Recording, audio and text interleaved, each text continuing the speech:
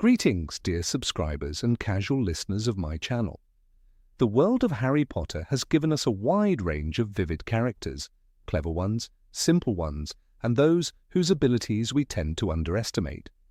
Most often, readers and viewers place characters into obvious categories. Some are seen as brilliant minds, while others are dismissed as not too bright. But there's another group, the ones we misjudge. Today, I want to highlight examples of wizards whose true qualities are often misunderstood, and to examine those who are not as simple as they seem. Enjoy watching. Number 1. Rubeus Hagrid. In many scenes, Hagrid serves as comic relief, and people often treat him condescendingly. His wand was broken, his Hogwarts education cut short. Because of this, many assume he's not particularly smart. But look closer. Hagrid's knowledge of magical creatures is astonishing. He not only knows how to care for them, but also understands their behavior. Moreover, Hagrid has a keen sense for people, often being the first to notice what truly lies behind their words and actions. Number 2. Dolores Umbridge. Umbridge gives the impression of being clever and cunning, but her intellect is greatly overrated. Everything she did at Hogwarts boiled down to enforcing rules and destroying the school's atmosphere. Her true level is revealed in the details. If Dolores were truly perceptive, she would have noticed Harry's secret training sessions and the DA, and she wouldn't have walked straight into the trap set by Harry and Hermione. In the end, her cruelty proved far more prominent than her intelligence. Number 3. Luna Lovegood. Many see Luna as an eccentric oddball, but in reality, she's one of the brightest students at Hogwarts. Her unconventional outlook allows her to find unexpected solutions. She often gave Harry valuable advice, and her ability to think differently makes her stand out even among exceptional wizards like Hermione. Number 4. Lucius Malfoy. Lucius loves to present himself as the pinnacle of wizarding aristocracy, but in truth he falls far short of being a strong mage. He is dependent on Voldemort's will, constantly makes mistakes, and even irritates his so-called master. When the time of trials came, Malfoy showed not strength but cowardice, which ultimately led to his downfall and imprisonment in Azkaban. Number 5. Nymphadora Tonks. Cheerful and easygoing, Tonks may at first seem like nothing more than a playful member of the Order of the Phoenix, but behind this image hides a sharp and observant witch. She has a knack for quick thinking and clever planning, and the fact that she was personally trained by Alastair Moody speaks volumes. One of the most experienced Aurors would hardly take just anyone under his wing. Number 6. Viktor Krum. When Krum arrived at Hogwarts, he caused quite a stir. A Quidditch star, Durmstrang champion, one of the top young wizards. But the reality was less impressive. During the Triwizard Tournament, Krum didn't prove himself an outstanding magician. His successes largely relied on his physical training and outside support, but true mastery of magic never fully appeared. Number 7. Neville Longbottom. At the start of the story, Neville seemed like a clumsy, laughable boy.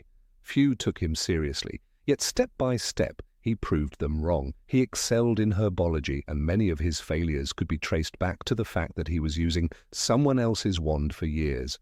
Once he finally obtained his own, Neville revealed his true potential, ultimately becoming one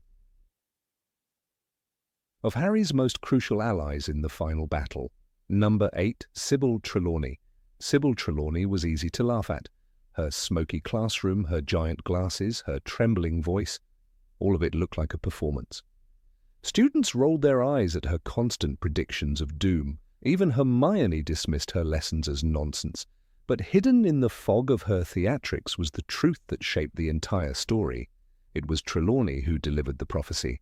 The one with the power to vanquish the Dark Lord approaches. Those words decided Voldemort's fate, and Harry's life was forever tied to them. A fraud could not have spoken with such clarity. Her gift revealed itself at unexpected moments. In Prisoner of Azkaban, she suddenly fell into a trance and predicted the Dark Lord's return with chilling precision. The Dark Lord will rise again with his servant's aid. Harry himself heard it, stunned by the sudden shift from her usual dramatics. That moment proved she was not a fool. She was a seer, burdened with fragments of truth, hidden inside a cloud of eccentricity. The world saw a strange woman lost in shadows, but her mind touched a deeper current of magic than most dared to imagine. Number 9. Ginny Weasley. Ginny Weasley was never just Harry's girlfriend, though the films often reduced her to that role. In the books, she stood out as sharp, witty, and fiercely independent. She survived the trauma of Tom Riddle's diary in her first year, an ordeal that would have broken many. From that point on, Ginny grew stronger. She learned to guard her heart and sharpen her instincts. By the time she re-entered Harry's life, she was no longer a timid girl, but someone who understood him in ways others could not. Her empathy was matched by skill. In Order of the Phoenix, she became one of the most powerful members of Dumbledore's army. She mastered the Bat-Bogey Hex so well that even Fred and George admitted she surpassed them. "Ginny's got a wicked Bat-Bogey Hex," Ron said with pride. She was also quick in strategy, helping plan their training sessions and later standing on the front lines during the Battle of Hogwarts. Ginny wasn't following, she was fighting. Her relationship with Harry was never built on blind adoration. She knew when to give him space, when to challenge him, and when to stand beside him. That emotional intelligence was rare. In Half-Blood Prince, Harry noticed how easy it was to be around her compared to others. She balanced strength with warmth, passion with patience. Ginny Weasley was underestimated by readers, by characters, and even by the films themselves, yet on the page she proved to be one of the brightest and most resilient witches of her generation. Number 10. Gilderoy Lockhart.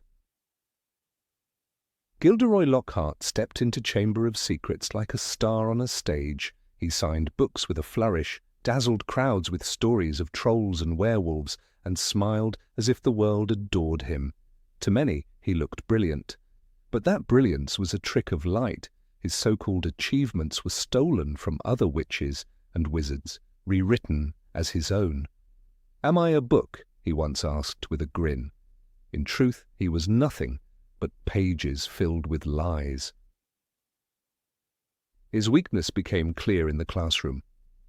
When faced with Cornish pixies, he waved his wand dramatically, cried, "Pesky pixie pestonomy," and lost control within seconds. The pixies laughed, pulling Neville Longbottom by the ears, while Lockhart fled for the door. It was proof that behind the polished smile stood no real magician. His cleverness was not in magic, but in performance. He was an actor playing the role of a hero.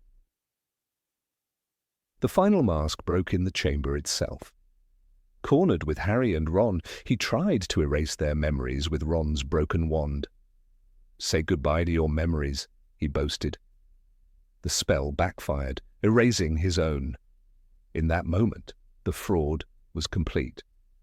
The man who pretended to be the cleverest wizard in the room revealed himself as the weakest.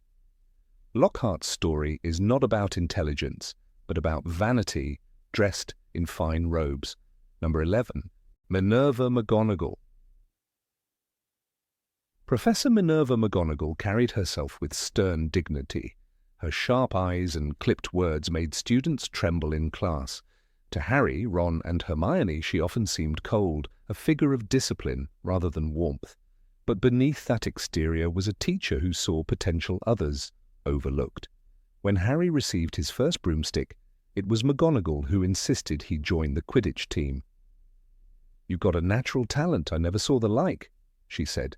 In Philosopher's Stone, it was not favoritism, it was her keen ability to recognize gifts and act decisively.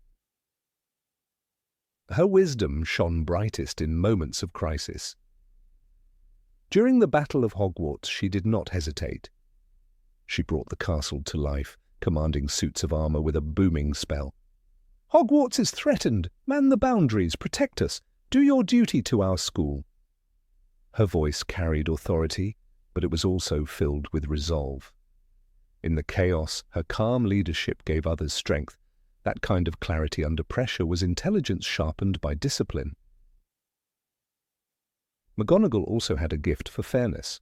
Unlike Severus Snape, who often allowed his grudges to cloud judgment, she never let personal feelings rule her classroom. She punished Gryffindors as quickly as Slytherins, proving her loyalty was not to a house, but to justice. Students may have feared her, but they respected her. That respect was born from her unwavering sense of balance, an intellect guided by principles rather than pride. Even her relationship with Harry revealed her hidden warmth. When Umbridge tormented him with detentions, McGonagall quietly offered support. "Potter, take Weasley with you. He looks far too happy by himself," she once quipped, but her humour masked care. She knew when to be strict and when to protect. That balance made her one of the wisest figures in Hogwarts. Her intelligence was not loud like Dumbledore's or flashy like Lockhart's. It was steady, disciplined, and deeply human. Number 12. Arthur Weasley. Arthur Weasley was often laughed at in the Ministry of Magic. His fascination with plugs, batteries, and telephones made him look eccentric, even foolish to men like Lucius Malfoy. Yet what others mocked was in truth a sign of a curious and inventive mind. Arthur did not dismiss what he did not understand. He studied it. He asked questions. "What exactly is the function of a rubber duck?" he once asked Harry in Chamber of Secrets. That line became a joke to many readers, but it showed the way he thought, always digging, always wanting to know how things worked. His curiosity was more than idle amusement. When Harry and Ron crashed the flying Ford Anglia into the Whomping Willow, Arthur's excitement betrayed his brilliance. He had not simply enchanted a car to fly, he had understood enough about the mechanics of Muggle vehicles to combine them with magic. To merge two worlds so seamlessly required not only creativity but technical skill. Where others saw foolish tinkering, Arthur saw potential. Arthur's foresight appeared in darker times, too. In Order of the Phoenix, he was among the first to suspect how dangerous Voldemort's return would be. He argued for vigilance and pushed for tighter protections, even as Fudge dismissed the threat. His broad understanding of both the magical and non-magical worlds gave him a perspective others lacked. When he was attacked by Nagini, his survival became a turning point. Without Arthur's cautious voice, the Order would have been far more blind. Most of all, Arthur's intelligence shone in his values. He valued compassion above power, curiosity above arrogance. He raised 7 children in love, teaching them to respect both magic and Muggle life. His house was poor but rich in warmth, a place even Harry called home. Arthur Weasley may have been underestimated by the wizarding elite, but he saw truths they ignored. In a world divided by prejudice, he was the rare man wise enough to see that every world has something to teach. Number 13. Sirius Black. Sirius Black was often seen as reckless. He rushed into danger, laughed in the face of rules, and seemed to live only for the thrill of defiance. But beneath that fiery spirit was a sharp and calculating mind. He survived 12 years in Azkaban without losing himself completely, something most prisoners never managed. His willpower and cunning kept him alive long after others had gone mad.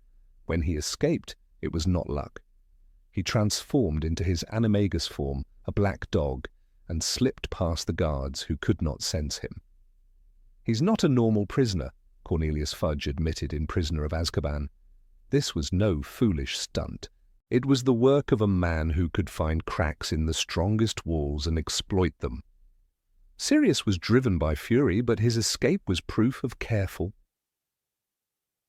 planning and clever use of his abilities. His wit was also clear in the way he guided Harry. Sirius never sugarcoated the truth, but he knew how to cut through lies and show what mattered.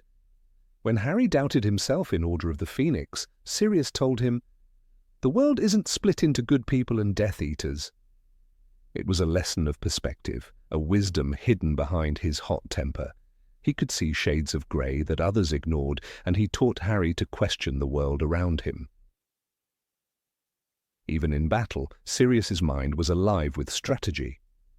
He could duel, retreat, and strike again with a rhythm that confused his enemies. His fight at the Department of Mysteries showed his quick instincts. He laughed, taunted, and fought as if war were a game, but every move was deliberate. The tragedy was that his wild heart overshadowed his sharp mind. Sirius was more than the reckless godfather. He was a survivor, a strategist, and one of the cleverest fighters Dumbledore's army ever had. Number 14. Peter Pettigrew. Peter Pettigrew was always the boy who blended into the background. At Hogwarts he followed James Potter, Sirius Black and Remus Lupin like a shadow. Everyone thought of him as weak and dependent, never capable of doing anything on his own. Yet that image was a mask. Beneath it hid a cunning survivor. When the war turned against Voldemort, it was Pettigrew who framed Sirius for betrayal, cut off his own finger, and vanished into the world as a rat. For 12 long years he lived in plain sight as Ron Weasley's pet, unnoticed even by Dumbledore himself. His cleverness was not the brilliance of Hermione or the bravery of Harry. It was the slyness of a man who knew how to hide. J.K. Rowling describes him in Prisoner of Azkaban when Lupin says, "He's been sleeping in Harry's dormitory for 3 years. If he had wanted to kill Harry, he could have done it in his sleep." That chilling truth shows how well Pettigrew mastered the art of being invisible. He was underestimated because he wanted to be underestimated. When he finally returned to Voldemort, his actions proved his value as a servant who could slip through cracks others ignored. He found ways to serve his master not through strength, but through deception. His clever hands helped restore Voldemort's body, cutting off his own to show loyalty. "The hand I now give you is silver and strong," Voldemort declared, rewarding Pettigrew's sacrifice. It was not love or courage that brought him there, but cunning and fear tightly woven together. Pettigrew's intelligence was the intelligence of a rat. He survived by scurrying into the shadows, pleasing whoever seemed strongest, and biting only when cornered. In the end, that same hand of silver strangled him when he hesitated to kill Harry, proving that even the cleverest coward cannot escape the cost of his choices. Pettigrew was not brilliant, but he was never the fool his classmates believed him to be. Number 15. Bellatrix Lestrange. Under the wild eyes and the manic laughter of Bellatrix Lestrange lay a dangerous intelligence that most characters in the Harry Potter universe, and indeed many readers, tend to underestimate. Her reputation is built on her madness, her cruelty, and her complete devotion to Lord Voldemort. Yet what makes Bellatrix terrifying is not only her bloodthirsty loyalty, but the sharp, calculating mind that she wielded in battle. Madness and intelligence in her case were not contradictory, but rather entwined, creating a duelist who could combine unpredictability with precision. Readers may recall how Sirius Black described her as the most dangerous of the Death Eaters, a warning that turned out to be chillingly accurate. One of the most striking moments that reveals her intellectual mastery of magic occurs during the Battle of the Department of Mysteries in Order of the Phoenix. Surrounded by members of Dumbledore's army, Bellatrix did not falter or retreat. Instead, she manipulated the battlefield with confidence. She taunted Harry Potter, disarmed him psychologically by mocking his grief for Sirius, and forced him into emotional reactions. This is not the work of a mere fanatic, it is the work of someone who knows how to use words as weapons just as effectively as spells. Her cunning in provoking Harry led to the disastrous chase that ended in Sirius Black's death, proving that her strategic use of psychology could be just as devastating as a curse. Bellatrix's knowledge of spells, especially those of the darker variety, reveals an intense and structured understanding of magic. She is not reckless in the sense of being sloppy. Her cruelty is deliberate, controlled, and sustained by deep skill.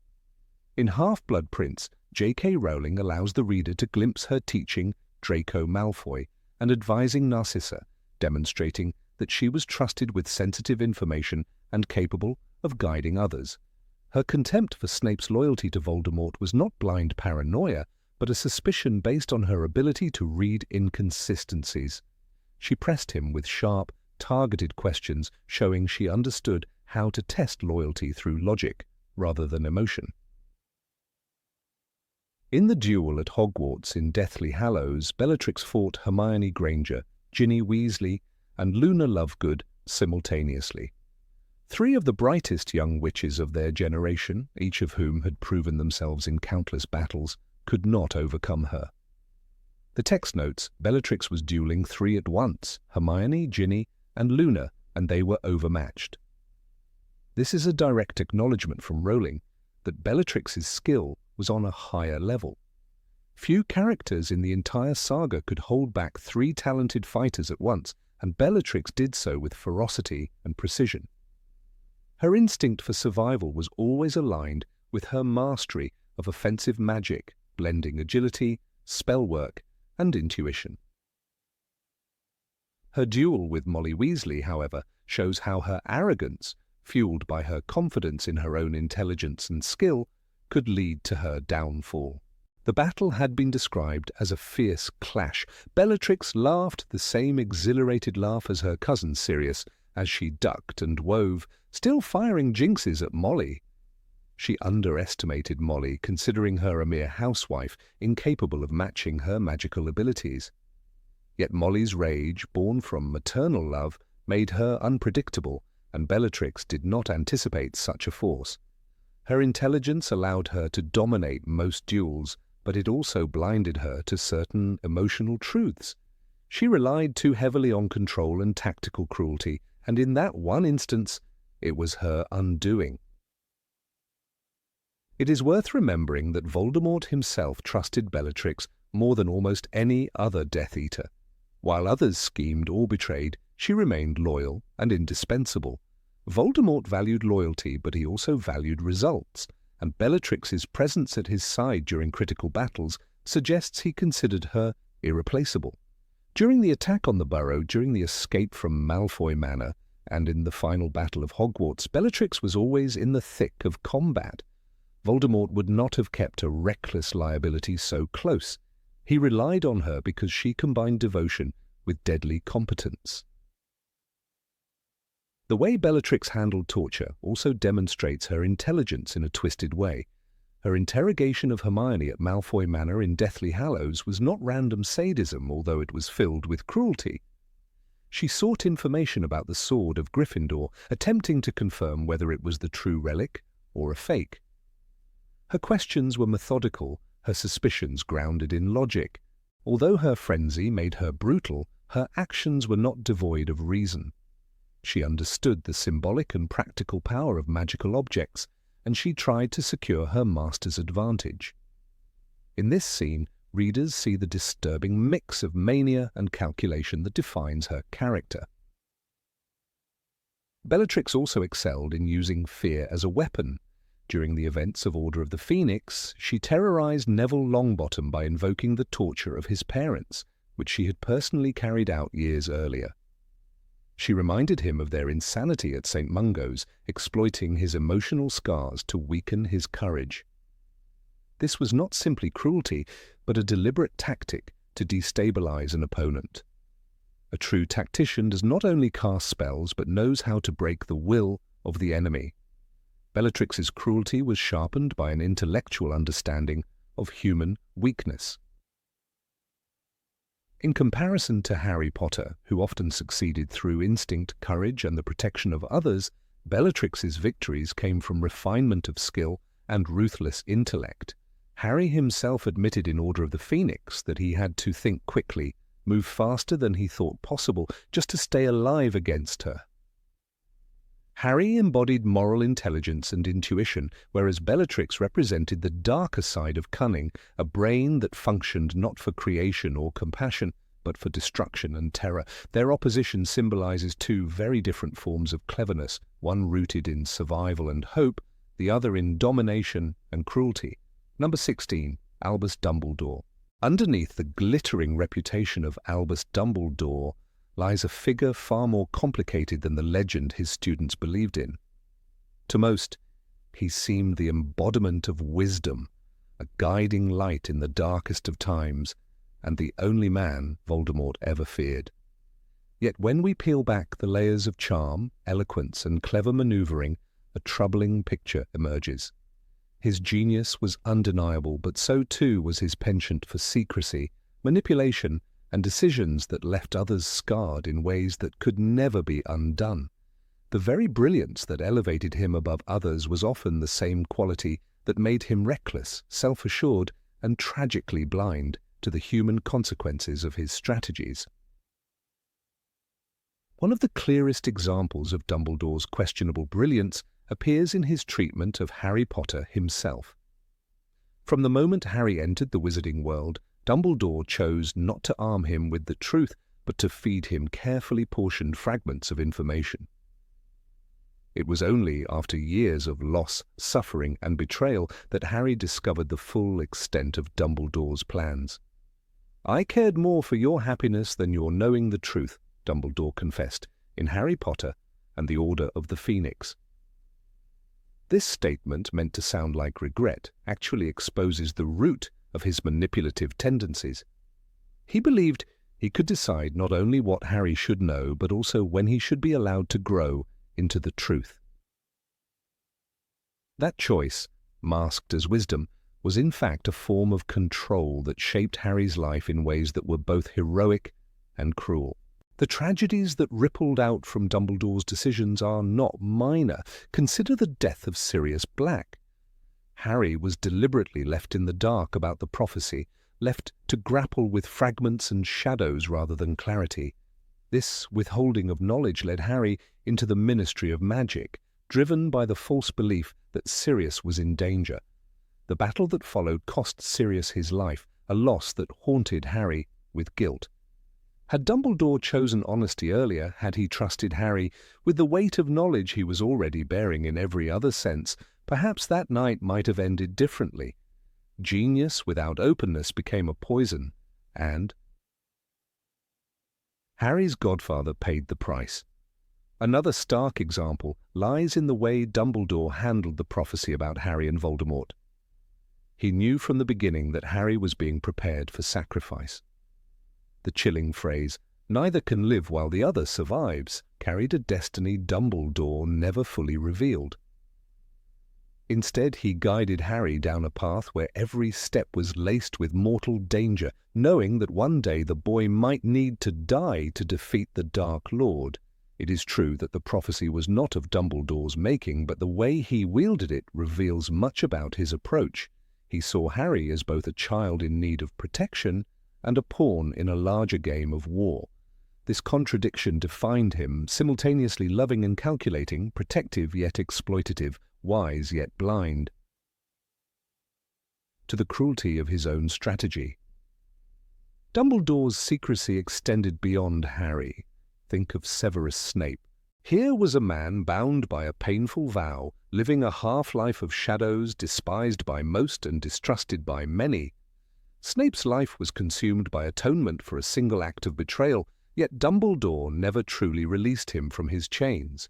He demanded Snape's loyalty, demanded his participation in a double life that left him loathed by students and fellow teachers alike. And when the moment came, it was Dumbledore who orchestrated his own death, asking Snape to bear the eternal mark of being the murderer of the only man Voldemort feared.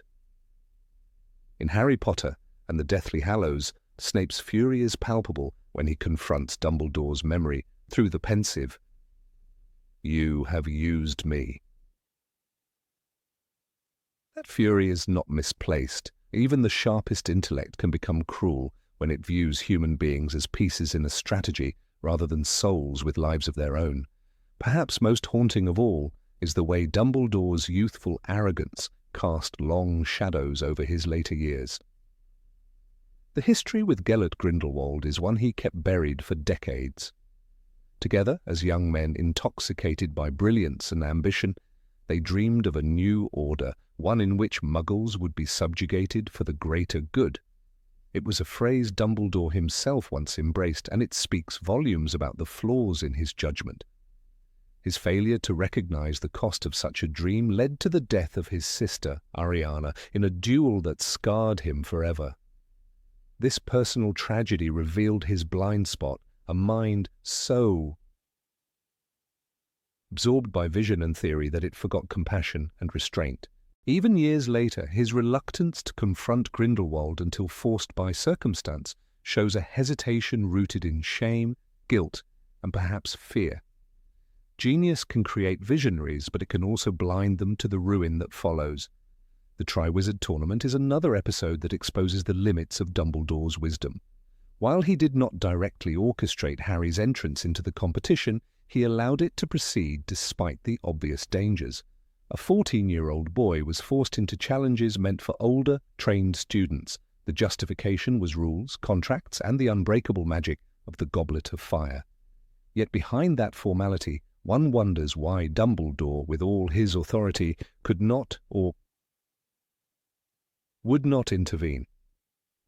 The result was a catastrophe. Harry faced dragons, the depths of a lake, and ultimately a graveyard where Cedric Diggory was murdered before his eyes. The return of Voldemort was announced not in strategy but in blood. Dumbledore's brilliance in rallying the Order afterwards cannot erase the fact that he allowed events to push a child into mortal peril without ever stopping the game.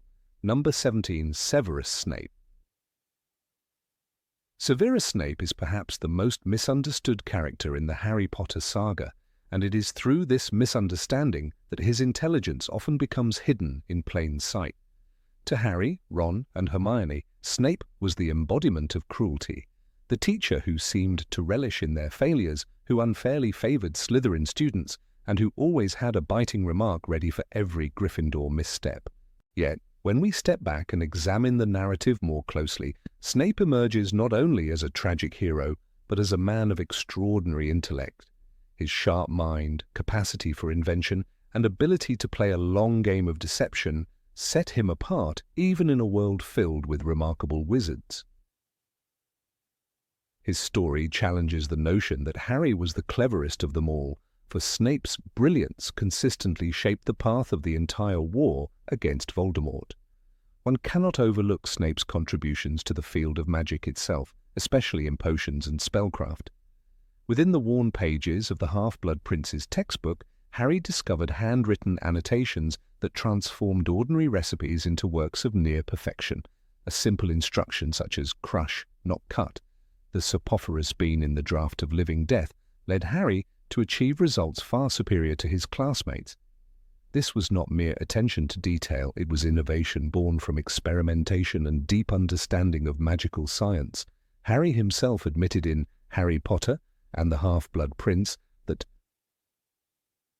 he had never excelled so much in potions before, marvelling at the mysterious author of the notes.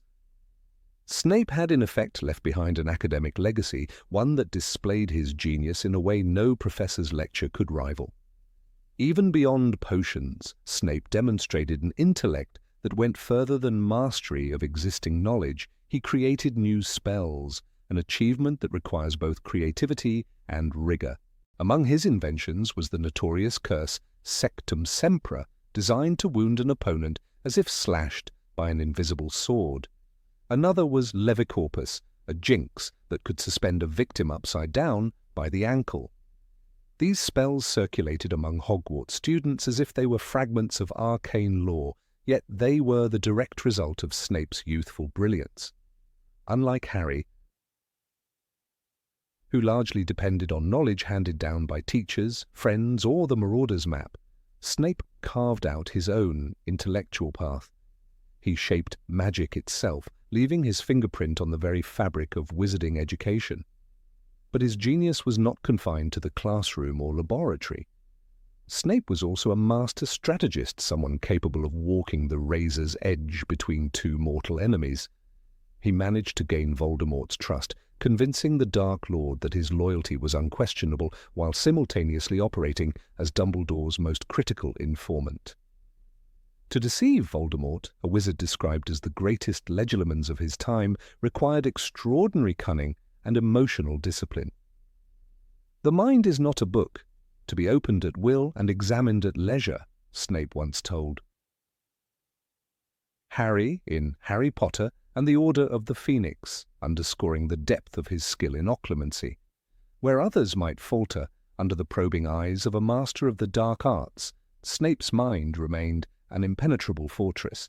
This alone marks him as one of the cleverest figures in the wizarding world.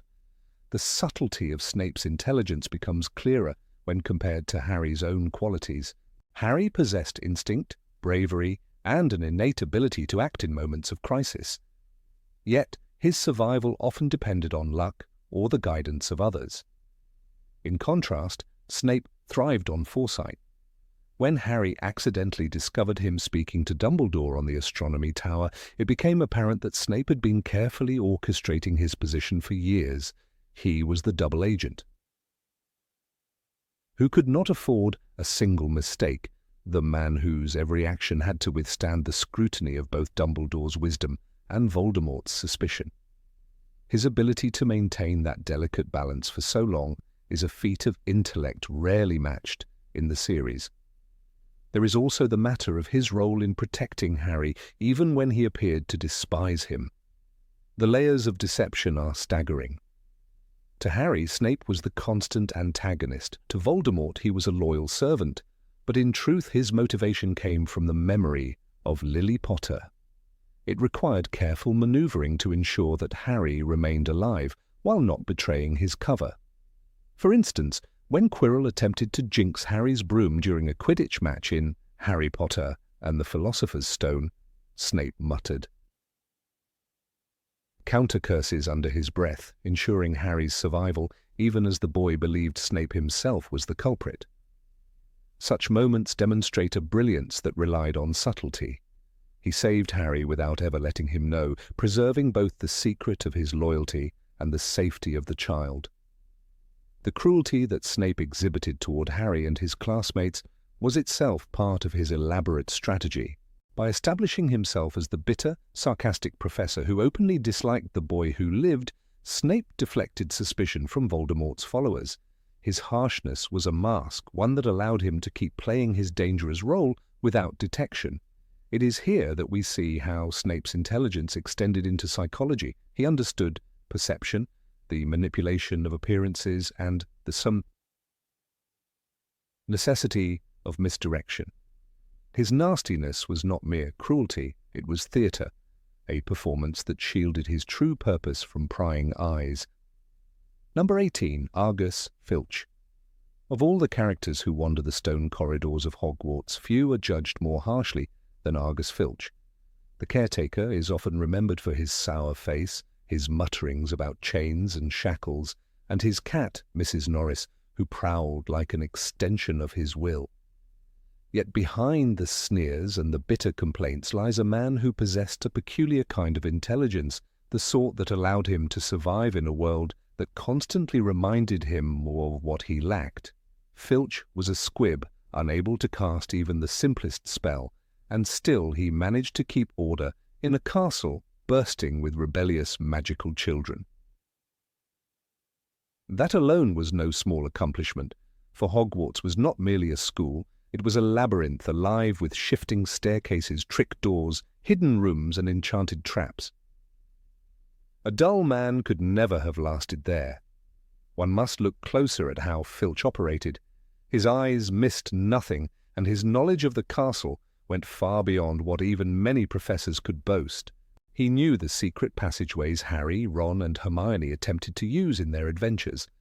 When Harry slipped under his invisibility cloak to wander, it was Mrs. Norris and Filch who seemed almost preternaturally drawn to his presence. J.K. Rowling wrote in Harry Potter and the Philosopher's Stone, Harry had been walking for several minutes when suddenly he came face to face with Filch's cat, Mrs. Norris. She was staring at him as though she could see him. The cat was no mere pet, but an extension of Filch's eyes, and through her he mapped the castle's hidden life. This was not magic, but cunning use of what he had. Filch's reputation as a fool arises partly because he lacked a wand. In a community where magical prowess defined worth, his absence of power branded him weak. Yet cunning often flourishes where strength is denied. He devised ways to make himself indispensable. He memorized the squeaks of floorboards, the hinges of doors, and the rhythms of student mischief. He trained Mrs. Norris to notice even the faintest irregularities. He had at his disposal countless forbidden items confiscated from generations of students, which he catalogued with obsessive order. His office stacked with chains and instruments of punishment testified to his belief in discipline. To many this was cruelty, but in truth it showed his grasp of how fear could maintain control where magic could not. One telling example of Filch's resourcefulness occurs during the Triwizard Tournament in Harry Potter and the Goblet of Fire. When the students gathered for the Yule Ball, the grand staircase and corridors were crowded with excitement and mischief. Yet it was Filch, not the professors, who managed to keep watch over the chaotic halls. Rowling notes, Filch, the caretaker, was skulking in the shadows watching for rule-breaking. This vigilance was not mere habit, it was strategy. While the professors enjoyed the festivities, Filch understood the true nature of students. Given freedom, they would seek trouble. His ability to anticipate behavior was a form of intelligence rarely acknowledged, and it was born of long observation. Consider, too, his persistence in staying employed at Hogwarts for decades. A squib might have easily been discarded, yet Filch made himself too valuable to remove. He dealt with broken suits of armour, torch sconces that refused to burn, and messes left by Peeves the poltergeist, tasks even wizards found tiresome. In Harry Potter and the Chamber of Secrets, when Filch believed Harry had tried to kill Mrs. Norris, his rage revealed just how deeply his position mattered to him. He cried, "You've murdered my cat, I'll kill you, I'll—" Though his anger seemed absurd, the scene showed his vulnerability. Mrs. Norris was his closest ally in his endless battle to remain relevant. Protecting her meant protecting the fragile identity he had carved out in a place that often treated him as an afterthought. Filch's intelligence can also be measured in his understanding of Hogwarts' dark history. He knew the whispers of the castle better than most. When the Chamber of Secrets was rumoured to have been opened, his immediate terror was not unfounded. He recognized that something ancient and terrible stalked the halls. While many dismissed his panic as melodrama, Filch had lived with the castle's secrets long enough to take the danger seriously. A man without magic could not afford to ignore the shadows. His awareness kept him alive, and it kept the school running through endless cycles of danger and disorder. It is telling that even Fred and George Weasley, masters of mischief, respected Filch's abilities. In Harry Potter and the Order of the Phoenix, when they unleashed their fireworks across the castle, they delighted in outsmarting teachers, but Filch was already familiar with their tactics. He had confiscated dozens of their experiments, filling his office with proof of his vigilance. The twins joked about his obsession, but they also knew he was an obstacle who made their triumphs sweeter. A man dismissed as a buffoon had in truth earned the wary respect of Hogwarts' greatest pranksters. Filch also demonstrated an understanding of bureaucracy. He often reminded students that he had the support of the school's rules, even if his punishments were outdated. He once proudly told Harry about chains and manacles he wished to use, revealing not just cruelty, but also a symbolic grasp of authority. He could not hex students, but he could intimidate them through the memory of older, harsher times. His threats were half bluff, half history lesson, yet they worked because the students sensed his sincerity. His intelligence lay not in spells, but in psychology. His most overlooked trait was survival. Imagine living among wizards who could summon fire with a flick of a wand or vanish you with a careless hex, while you remained defenseless. Many squibs lived on the margins, but Filch carved a place in the heart of Hogwarts. He endured ridicule from students, contempt from Peeves, and indifference from professors. Yet he stayed. That persistence is not stupidity. It is a form of resilience grounded in calculation. He made himself too stubborn to be ignored, too watchful to be bypassed. When comparing him to Harry Potter, the contrast becomes revealing. Harry was celebrated for bravery and instinct, but he often relied on others, Hermione's intellect, Dumbledore's guidance, or the cloak of invisibility. Filch had no such allies. His victories were quieter, catching late-night wanderers, preserving order during chaos, and keeping the castle functioning. Harry's intelligence was visible and celebrated, while Filch's was hidden beneath bitterness. But hidden does not mean absent.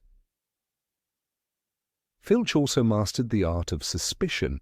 He never underestimated students, unlike many professors who dismissed mischief as harmless.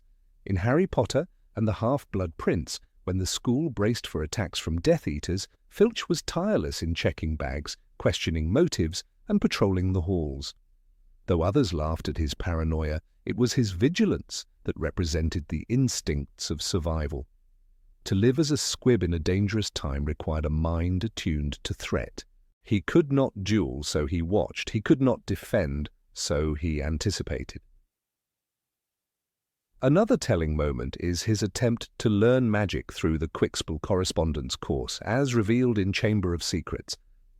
Harry discovers the letter in Filch's office, exposing the caretaker's desperation. Yet this act should not be read as foolish hope, but as testament to his refusal to surrender. He sought every possible path to overcome his limitations, even if others would laugh. The willingness to attempt, despite humiliation, speaks of a restless and inventive mind. He longed not only for power, but for competence, a longing that fueled his persistence in every corner of his life. In truth, Filch's intelligence was not of the sort that wins applause. It was pragmatic, gritty, and sometimes cruel, but it was effective.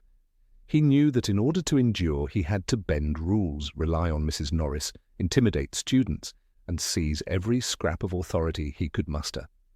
His cleverness was shaped by necessity. Unlike Harry, who grew into heroism through destiny, Filch created survival from scraps. His bitterness was the mask over a sharp instinct that understood exactly how much he did not have and exactly what he needed to stay alive in spite of it. Filch may never be remembered as a hero, but he was far from the fool many imagine. He survived where others would have fled, carved order from chaos, and kept his post through decades of shifting headmasters and storms of mischief. His intelligence was not the brilliance of Hermione or the cunning of Snape, but the quiet, stubborn cleverness of a man who refused to be erased. When one looks beyond the sneers, the cat, and the endless complaints, Argus Filch emerges as a figure who, in his own way, was far smarter than the castle ever gave him credit for. Number 19, Draco Malfoy.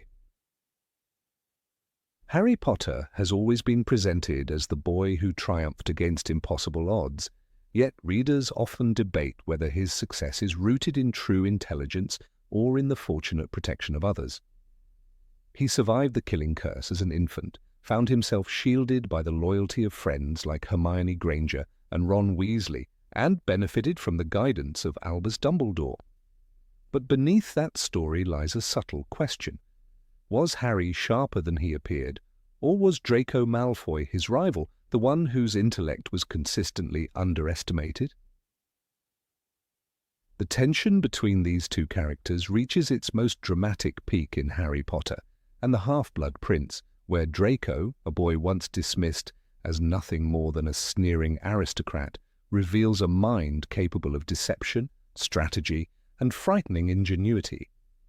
In the early books, Draco is little more than an irritant to Harry. He mocks, bullies, and serves as the loudest representative of Slytherin arrogance. To most readers, he seemed like a foil designed to highlight Harry's supposed humility and bravery. Harry's intelligence, while occasionally questioned, often manifested in instinctive decision-making.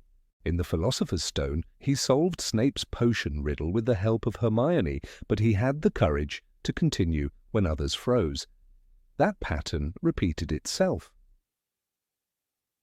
Harry rarely developed grand strategies, but his intuition and his ability to act quickly under pressure made him survive. Draco, meanwhile, was usually the loser of their conflicts, sulking behind Crabbe and Goyle, repeating his father's ideology without much thought of his own.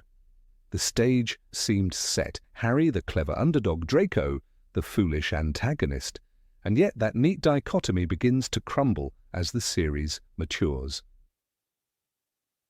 By the 6th book, Draco is no longer simply a schoolyard bully. The mission handed to him by Lord Voldemort, repairing the broken vanishing cabinet in the Room of Requirement to smuggle Death Eaters into Hogwarts, demanded more than arrogance. It required cunning, technical knowledge, and the ability to act undetected under constant surveillance. Draco, despite his youth and fear, rose to the challenge in ways that shocked even those who underestimated him. He had managed to keep the secret from all of them, even from his fellow Slytherins, Rowling writes, highlighting the isolation and pressure of his task. While Harry obsessively pursued the mystery of the Half-Blood Prince's potions notes, Draco laboured in silence, crafting a plan that might have brought Hogwarts down from within. The vanishing cabinets themselves are the clearest evidence of Draco's ingenuity. One was located at Borgin and Burke's, the other inside Hogwarts. These magical objects, when paired correctly, acted like a bridge, allowing one to step through one cabinet and emerge from the other. But the cabinet inside Hogwarts had been damaged years earlier, and the connection was severed. Fixing it was not a matter of brute force or following a recipe. It required persistence, magical precision, and experimentation. Rowling describes how Draco used various dark detectors and charms to test the cabinet, returning to it repeatedly, even when failures left him weakened. He was not spoon-fed a solution by Voldemort or Lucius. He solved the puzzle alone, and the eventual success of his repairs was what enabled Death Eaters to infiltrate Hogwarts. Harry himself, for all his reputation, never engineered such a complex, long-term piece of magic. Emotionally, Draco was unraveling. His attempt to juggle the burden of Voldemort's command with his own collapsing nerves nearly broke him. Moaning Myrtle, the lonely ghost of the girl who haunted the bathroom, became his unlikely confidant. She witnessed his tears and despair, whispering comfort to him as he sat with his head in his hands. "I don't know what to do any more," he confessed, in that hidden corner of the castle, though Myrtle could do little more than listen. These moments exposed Draco's humanity. He was clever enough to strategize, yes, but he was also a child consumed by terror. His intelligence came with a cost, knowledge of failure, fear of death, and the crushing expectation of his family's honor. Harry, in contrast, often found strength in emotional support from friends. Draco's mind was sharper in this particular mission, but his heart was far lonelier. When Draco finally cornered Dumbledore in the Astronomy Tower, his achievement was undeniable. He had done what no other Death Eater could, bring the most powerful wizard in the school into a vulnerable position. Holding Dumbledore at one point, Draco hesitated. His mind had been brilliant enough to orchestrate the infiltration, but his soul was not cruel enough to finish it. "I've got to do it. He'll kill me. He'll kill my whole family," Draco shouted, trembling, his wand shaking in his hand. That scene captures the paradox of his intelligence. Strategically, he had succeeded. Morally, he was paralyzed. Harry, hidden under the invisibility cloak, bore silent witness to Draco's triumph and breakdown. In that instant, the supposed intellectual gap between the two rivals collapsed into something far more complex. Harry's intelligence is often described not as cunning, but as instinctive bravery. He is not the planner, he is the executor.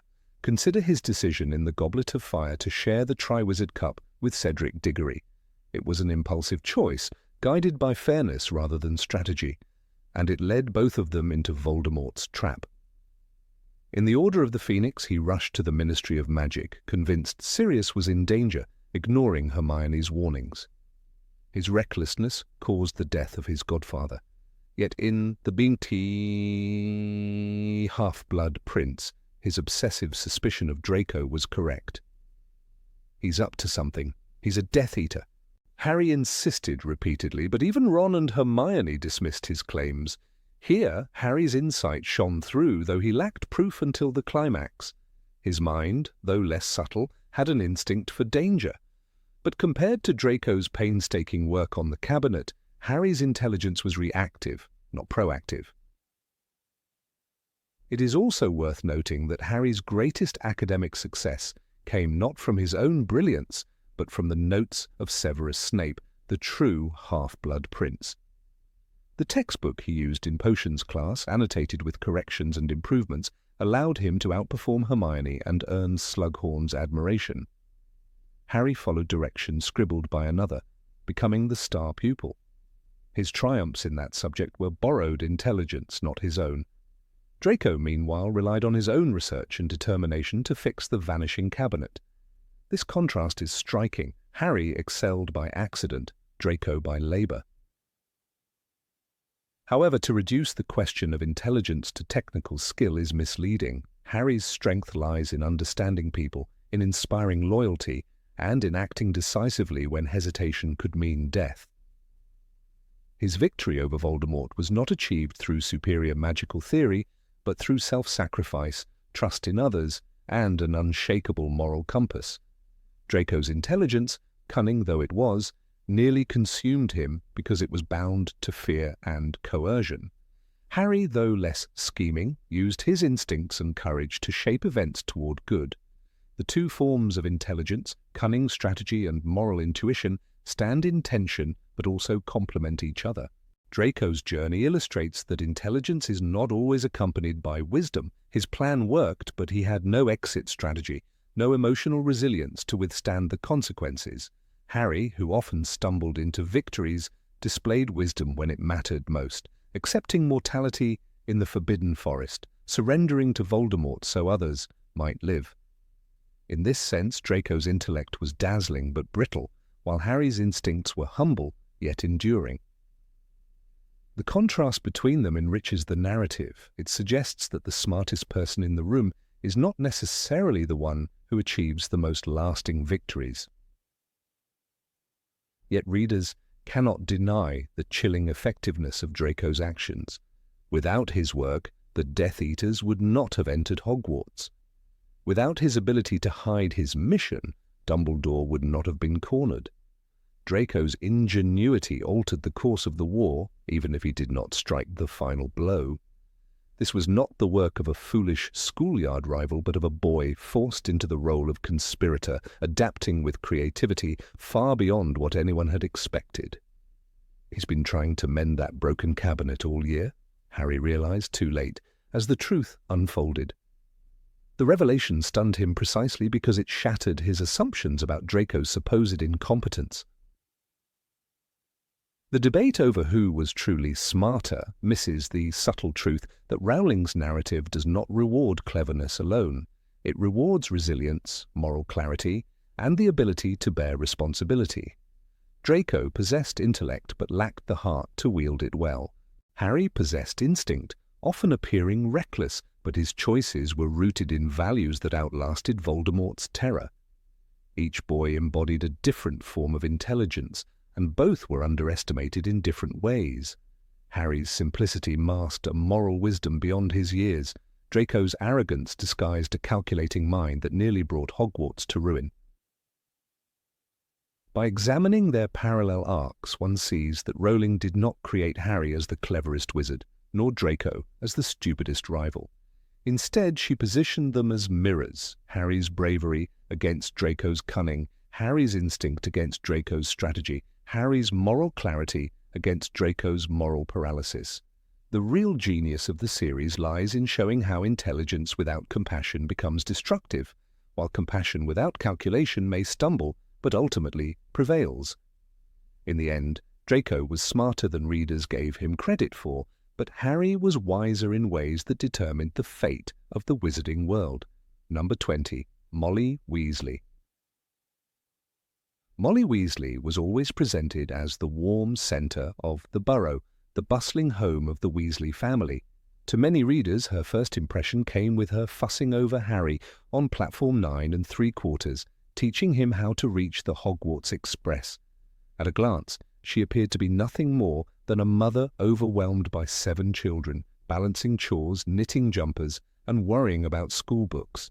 Yet beneath the surface of this image lived a woman of profound intelligence, whose strength never shone in academic competition, but in the quiet, relentless mastery of survival, resourcefulness, and fierce loyalty. Her wisdom was not worn like a scholar's cloak, but carried in the worn apron tied around her waist. One of the clearest demonstrations of Molly's intelligence was her ability to manage scarce resources. The Weasleys were poor compared to many wizarding families.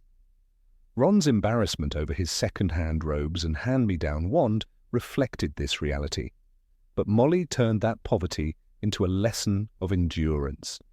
She knitted sweaters every Christmas for each of her children, and Harry as well, turning what could have been shame into symbols of love. This kind of practicality required constant planning. Feeding a household of 9, ensuring each child had what they needed for school, and keeping the family afloat on Arthur's modest ministry salary was not an act of luck, but of careful organization. Her wisdom was not about producing dazzling spells, but about sustaining life in a household where, as Ron once said, money's always tight. That ability is a form of genius rarely celebrated in stories, yet Molly embodied it daily. Her motherly care also extended beyond her own family. When Harry was welcomed into the burrow, he experienced for the first time what genuine parental love looked like. Molly treated him as if he were one of her own sons, fussing over his meals, sending him letters and defending him against the criticisms of others. In Harry Potter and the Goblet of Fire, after Rita Skeeter's slanderous articles painted Harry as unstable, Molly initially believed the lies. But the moment she saw Harry at the hospital wing after the Triwizard Tournament, she hugged him, as though he had always belonged to her. That instinctive care is not mere emotion. It reflects an understanding of what a child needs most. Molly's intelligence was rooted in empathy, in recognizing the hidden wounds others carried. The moment that best encapsulates her dual role as nurturer and protector comes in Harry Potter and the Order of the Phoenix. At Grimmauld Place, Harry discovered Molly confronting a boggart. The shape-shifting creature forced her to see her worst fears, one after another, the lifeless bodies of her children, of Harry, of her loved ones. Molly collapsed in tears as she tried, spell after spell, to dispel the images, yet failed. This scene, raw in its intensity, revealed a woman constantly calculating the risks to her family. Her mind was not clouded by naivety. She understood that each day her children faced death in a war that threatened to consume them all. The depth of her fear reflected the sharpness of her awareness. It takes intelligence to perceive danger with such clarity, and courage to carry that knowledge forward while still cooking meals and sending children off with a smile. Another sign of Molly's wisdom was her ability to protect her children, not just with spells, but with judgment. She clashed with Sirius Black at Grimmauld Place over how much to tell Harry about the Order's activities. Sirius believed Harry had the right to know everything, to take on responsibilities as though he were already an adult. Molly countered with the argument that he was only a boy. In that moment, her protective stance was not blindness to Harry's capacity, but recognition that information once known can burden the heart. She sought to shield him, not out of underestimation, but because she knew how crushing it was to carry fear too early. The wisdom of restraint, of holding back truths until one is ready, is not often celebrated, yet Molly understood its importance. Her intelligence also revealed itself in the way she valued unity. Despite her clashes with Fred and George, despite her worries about Percy's estrangement when he sided with the Ministry against Dumbledore, Molly never stopped trying to hold the family together. In Harry Potter and the Deathly Hallows, she still reached out to Percy with letters, hoping to mend the rift. When Percy finally returned during the Battle of Hogwarts, Molly's embrace was immediate. She never let pride outweigh reconciliation. Such emotional intelligence is rare. To forgive after betrayal requires insight into the fragility of human bonds. Molly's mind worked not to win arguments, but to preserve the ties that gave her family strength. Of course, her most iconic moment came in the Battle of Hogwarts. The chaos of the final stand against Voldemort saw Molly rushing to defend her daughter Ginny from Bellatrix Lestrange. The duel that followed is etched into the memory of every reader. Bellatrix, the sadistic lieutenant of Voldemort, had murdered countless innocents. Her skill in combat was legendary. Yet when Bellatrix turned her wand toward Ginny, Molly intervened with a fury that combined maternal love and instinctive skill, shouting words that burned. With her character, "Not my daughter, you bitch," Molly unleashed her power. She duelled Bellatrix with precision and courage, finally striking her down.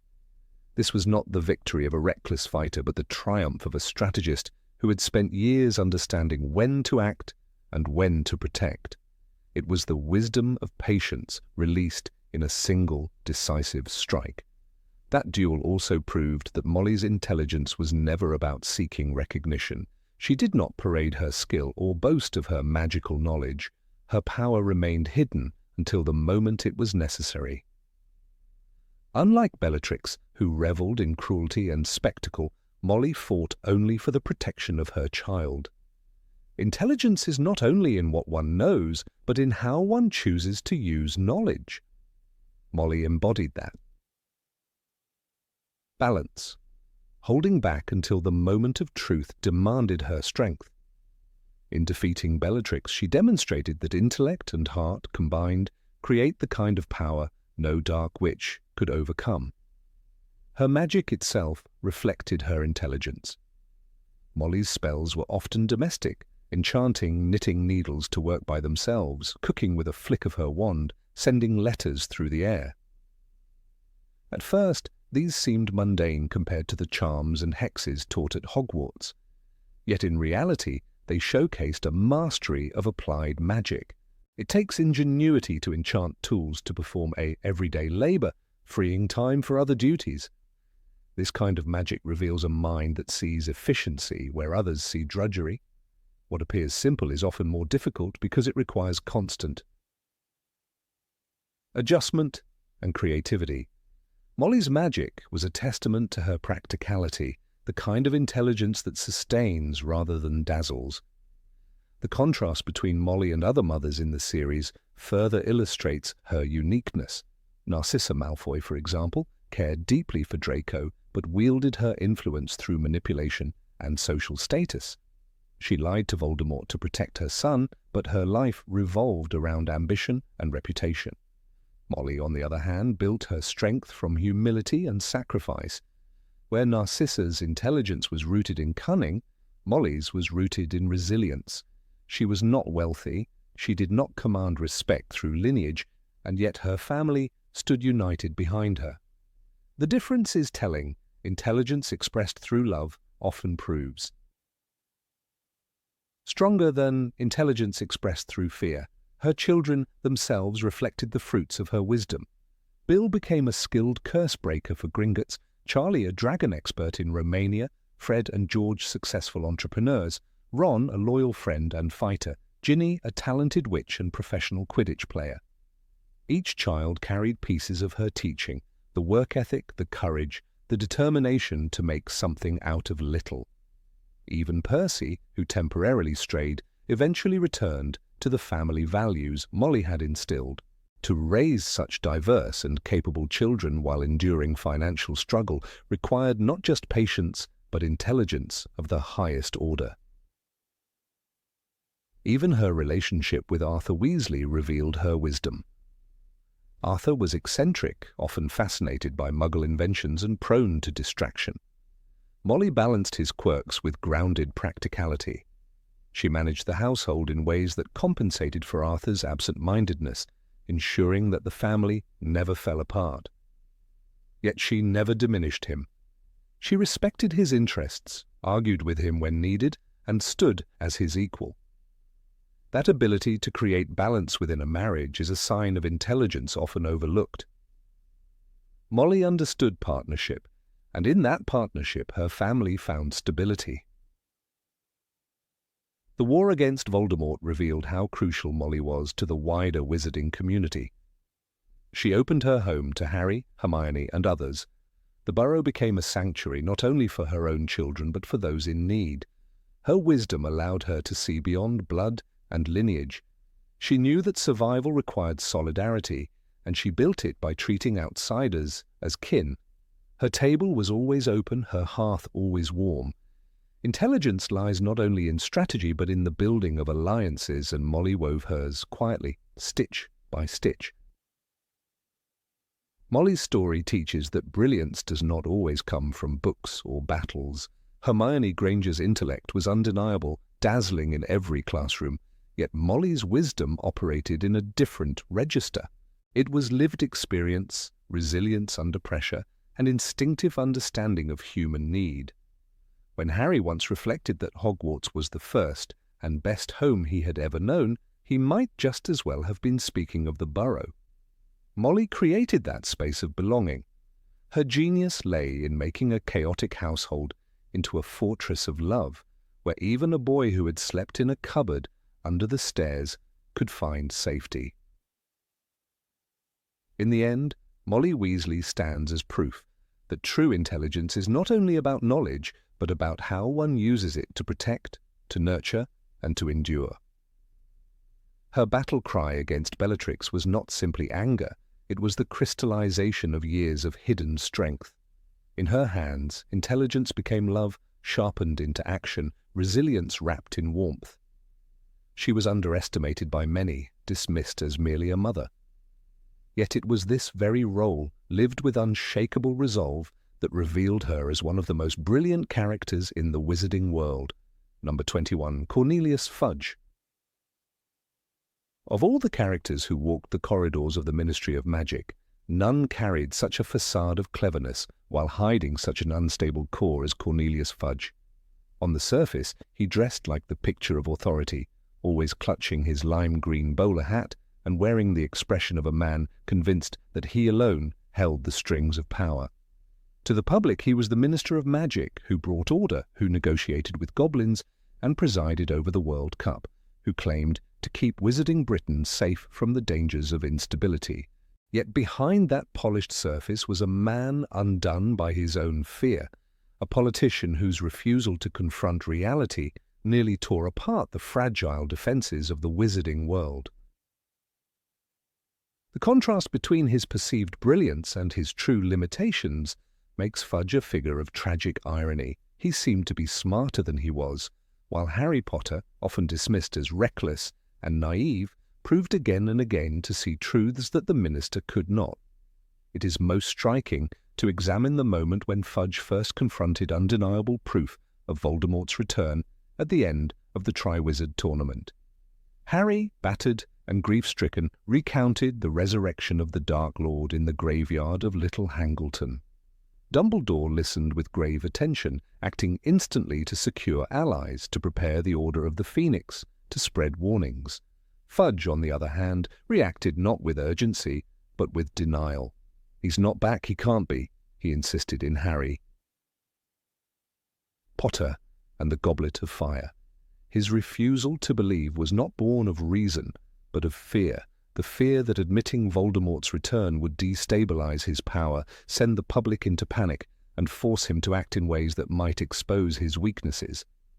He fancied himself a shrewd strategist, but the truth was simpler. He could not think beyond the immediate political cost. By contrast, Harry, still only 14 at that moment, demonstrated a clarity of vision far beyond his years. He did not attempt to argue in the language of politics. He described what he had seen, what he had endured, and trusted that the truth should be enough. The words burst from Harry in the silence. "He's back. Voldemort's back," the book recounts. Where Fudge feared truth because it threatened his position, Harry embraced it even though it endangered his life. In this way, the boy who was mocked by skeptics as a fame-seeker showed more wisdom than the Minister of Magic himself. The years that followed revealed the depths of Fudge's flawed judgment. His strategy to maintain control relied not on collaboration with the greatest wizard of his age, Albus Dumbledore, but on undermining him. In Harry Potter and the Order of the Phoenix, he orchestrated a campaign of character assassination, branding Dumbledore as a manipulator who sought the minister's position. "Dumbledore's plotting to overthrow me!" Fudge exclaimed at one point, exposing his paranoia. This was the reasoning of a man so consumed with the preservation of his own image that he transformed allies into enemies. Instead of preparing for war against a resurrected Dark Lord, he fought battles of perception, punishing anyone who dared to voice the reality he would not acknowledge. This paranoia led to one of the most notorious decisions of his career, the appointment of Dolores Umbridge as Hogwarts High Inquisitor. By sending her into the school, Fudge believed he was tightening his grip on the place he imagined to be Dumbledore's breeding ground for rebellion. Umbridge's reign of cruelty, her quills that scarred students' hands with blood, her refusal to teach defensive magic, all grew out of Fudge's belief that control mattered more than preparation. He thought it clever politics. In truth, it was catastrophic governance. The students of Hogwarts, including Harry, Hermione, and Ron, were forced to form Dumbledore's army precisely because Fudge's appointee failed them so miserably. Once again, the children demonstrated foresight and courage, while the minister proved incapable of understanding the true nature of the threat. Fudge's limited horizon also blinded him to the patterns of history that were unfolding around him.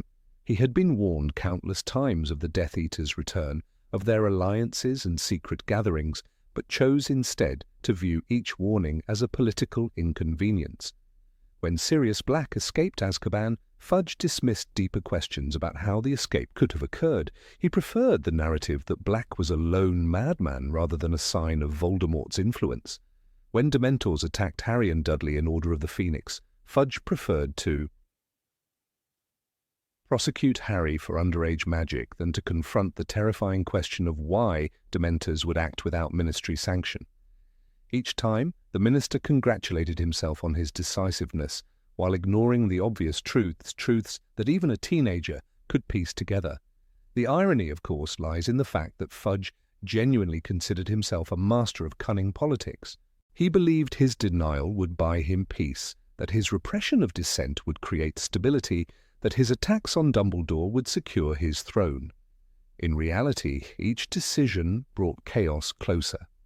The prophet, under his influence, published articles mocking Harry as disturbed and dangerous, further isolating the boy who was telling the truth. His refusal to acknowledge the return of Voldemort allowed the Dark Lord to rebuild his forces unchecked, recruiting followers, seizing weapons, and preparing for open war. What Fudge mistook for cleverness was nothing more than short-sighted fear disguised as control. Harry's intelligence, often overlooked because of his impulsive nature, stood in stark relief to this. The boy who was supposed to be too young to understand politics consistently recognized the stakes. He listened to warnings, sought knowledge, and prepared for dangers that others ignored. He was not flawless. His temper and recklessness sometimes endangered himself and his friends, but his moral clarity often allowed him to see further than the adults who underestimated him. Even when ridiculed in the Daily Prophet, Harry continued to insist on the truth, not because it was popular, but because it was right. In a world where the Minister of Magic measured wisdom in terms of political survival, Harry embodied a deeper intelligence, the courage to face reality. The contrast is especially poignant in the courtroom scene at the beginning of Order of the Phoenix. Dragged before the full Wizengamot for the crime of saving his cousin from Dementors, Harry faced what could have been political ruin. Fudge clearly intended to use the trial to discredit him, demonstrating his own power by orchestrating a show of force. Yet Harry stood firm, telling his story clearly, while Dumbledore dismantled the minister's legal pretenses with precision. Laws can be changed, Fudge muttered desperately when reminded of precedent. That single line revealed more than his entire career. His belief that bending truth and law to serve his image was the essence of cleverness. In reality, it exposed his inability to understand justice, logic, or foresight. When the truth could no longer be denied, When Voldemort appeared at the Ministry itself in the climax of Order of the Phoenix, Fudge's collapse was complete. He had built his entire position on the foundation of denial, and once it crumbled, so too did his authority. In that moment, his attempt at being the clever politician was revealed as delusion. He was forced to stand beside Dumbledore and admit at last that the boy he had ridiculed had been telling the truth all along. For Harry, vindication came not through political maneuvers, but through perseverance, a testament to his quiet intelligence and determination. Fudge's downfall is also a cautionary tale about the difference between intelligence and cunning. Intelligence requires vision, an ability to see beyond one's fears and ambitions. Cunning, when not supported by wisdom, collapses into paranoia and reactionary thinking. Fudge lived in a world of short-term tactics, suppressing rumors, appointing loyalists, rewriting laws. Harry, though lacking experience, possessed the intelligence to grasp the long-term danger. Voldemort's return meant war, and only preparation, unity, and truth could counter it. It is little wonder that history remembers Harry as a hero, while Fudge is recalled with contempt. The books themselves seem to underline this point by the way they juxtapose Harry and Fudge in moments of crisis. When Cornelius trembles before the implications of Voldemort's return, Harry faces them head-on. When Cornelius lashes out to protect his reputation, Harry risks his to protect others. When Cornelius surrounds himself with sycophants like Umbridge, Harry builds genuine alliances with friends who trust him. Each contrast illustrates the gulf between perceived cleverness and actual wisdom, between political theatre and moral intelligence. Even Fudge's eventual replacement, Rufus Scrimgeour, flawed as he was, demonstrated more awareness than his predecessor. But the damage had already been done. The lost years of preparation, squandered because Fudge believed himself cleverer than he was, gave Voldemort the time to strengthen. The tragedy of Cornelius Fudge is that he could have been remembered as the minister who heeded the warnings and rallied the wizarding world. Instead, he is remembered as the man who denied the truth until it nearly destroyed them all. Perhaps the most damning element of Fudge's story is that his downfall was not inevitable. He was presented with truth again and again, offered the chance to align with Dumbledore, offered the chance to trust Harry, but he chose the path of denial each time, not because he was incapable of understanding, but because he was unwilling to. His cleverness was a mask for cowardice. In this sense, he is the mirror opposite of Harry Potter. Harry appeared reckless, a boy who stumbled into danger and survived by luck. Yet beneath the surface, Harry's intelligence lay in his acceptance of truth, his willingness to act, and his courage to face what others would not. Fudge, on the other hand, appeared shrewd and commanding, but beneath that surface was a frightened man too small for the burden of leadership. Number 22, Fred and George Weasley. Of all the characters in the Harry Potter series, few are as underestimated as Fred and George Weasley. To many readers, and even to their peers at Hogwarts, they appeared to be nothing more than jokers, rule-breakers, and masters of pranks. Teachers groaned at the sound of their laughter, Filch despised their constant mischief, and even Molly Weasley often scolded them for their irresponsibility. Yet beneath this surface of chaos lay something far more impressive. Two young men whose creativity, intellect, and entrepreneurial courage rivaled some of the most brilliant minds in the wizarding world. When one looks past the fireworks, the trick wands, and the swamp they left behind in Hogwarts, Fred and George emerged not as mere clowns, but as visionaries who transformed imagination into tangible success. The essence of their intelligence lay in the way they saw opportunity, where others saw nothing but wasted time. From their early years at Hogwarts, Fred and George were inventing small contraptions, trick suites, fireworks that burst into elaborate shapes, and powders that could make someone disappear in a cloud of smoke. These were not the lazy entertainments of schoolboys, but the prototypes of a future business empire. It is telling that when Harry won the Triwizard Tournament and generously gave them his 1,000 galleon prize, They immediately invested it in their dream of opening a shop. That decision speaks volumes. They were only teenagers, yet they possessed the foresight to recognize that their humor and inventiveness could be turned into a legitimate enterprise. One of the most striking examples of their genius is seen in Weasley's Wizard Wheezes, their joke shop in Diagon Alley. The description in Harry Potter and the Half-Blood Prince leaves no doubt about the scale of their achievement. The place was packed with customers, and the shelves were crammed with the most ingenious, most spectacular range of products Harry had ever seen. The shop was not just a novelty store for cheap tricks. It was a laboratory of magical innovation. From skiving snack boxes that allowed students to escape lessons by inducing temporary illnesses, to shield hats that repelled hexes, the Weasley twins demonstrated not only humor but also a keen understanding of both magic and human psychology. The Ministry of Magic itself could not ignore their talent. During the dark days of Voldemort's return, when the government floundered to provide adequate defenses, Fred and George's inventions offered something practical and effective.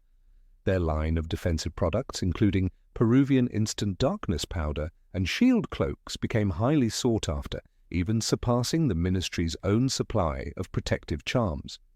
This detail reveals the magnitude of their brilliance. While officials debated laws and feared political backlash, two young entrepreneurs created tools that actually worked. Their shop became more than a business. It was a refuge of creativity and defiance in a world sliding into fear. The shield hats are perhaps the best example of their ability to bridge comedy and serious utility. On the surface, they looked like another gag, an odd-looking hat supposedly designed for laughs, but when tested, they repelled hexes that would have sent a fully trained wizard to St. Mungo's. This fusion of humor and protection underscores their genius. They disguised vital defensive equipment as a novelty product, ensuring it could circulate without attracting unwanted Ministry scrutiny. What others dismissed as a joke was in truth a clever weapon against dark forces. One must also recognize their skill in marketing. Fred and George understood better than anyone how to draw attention.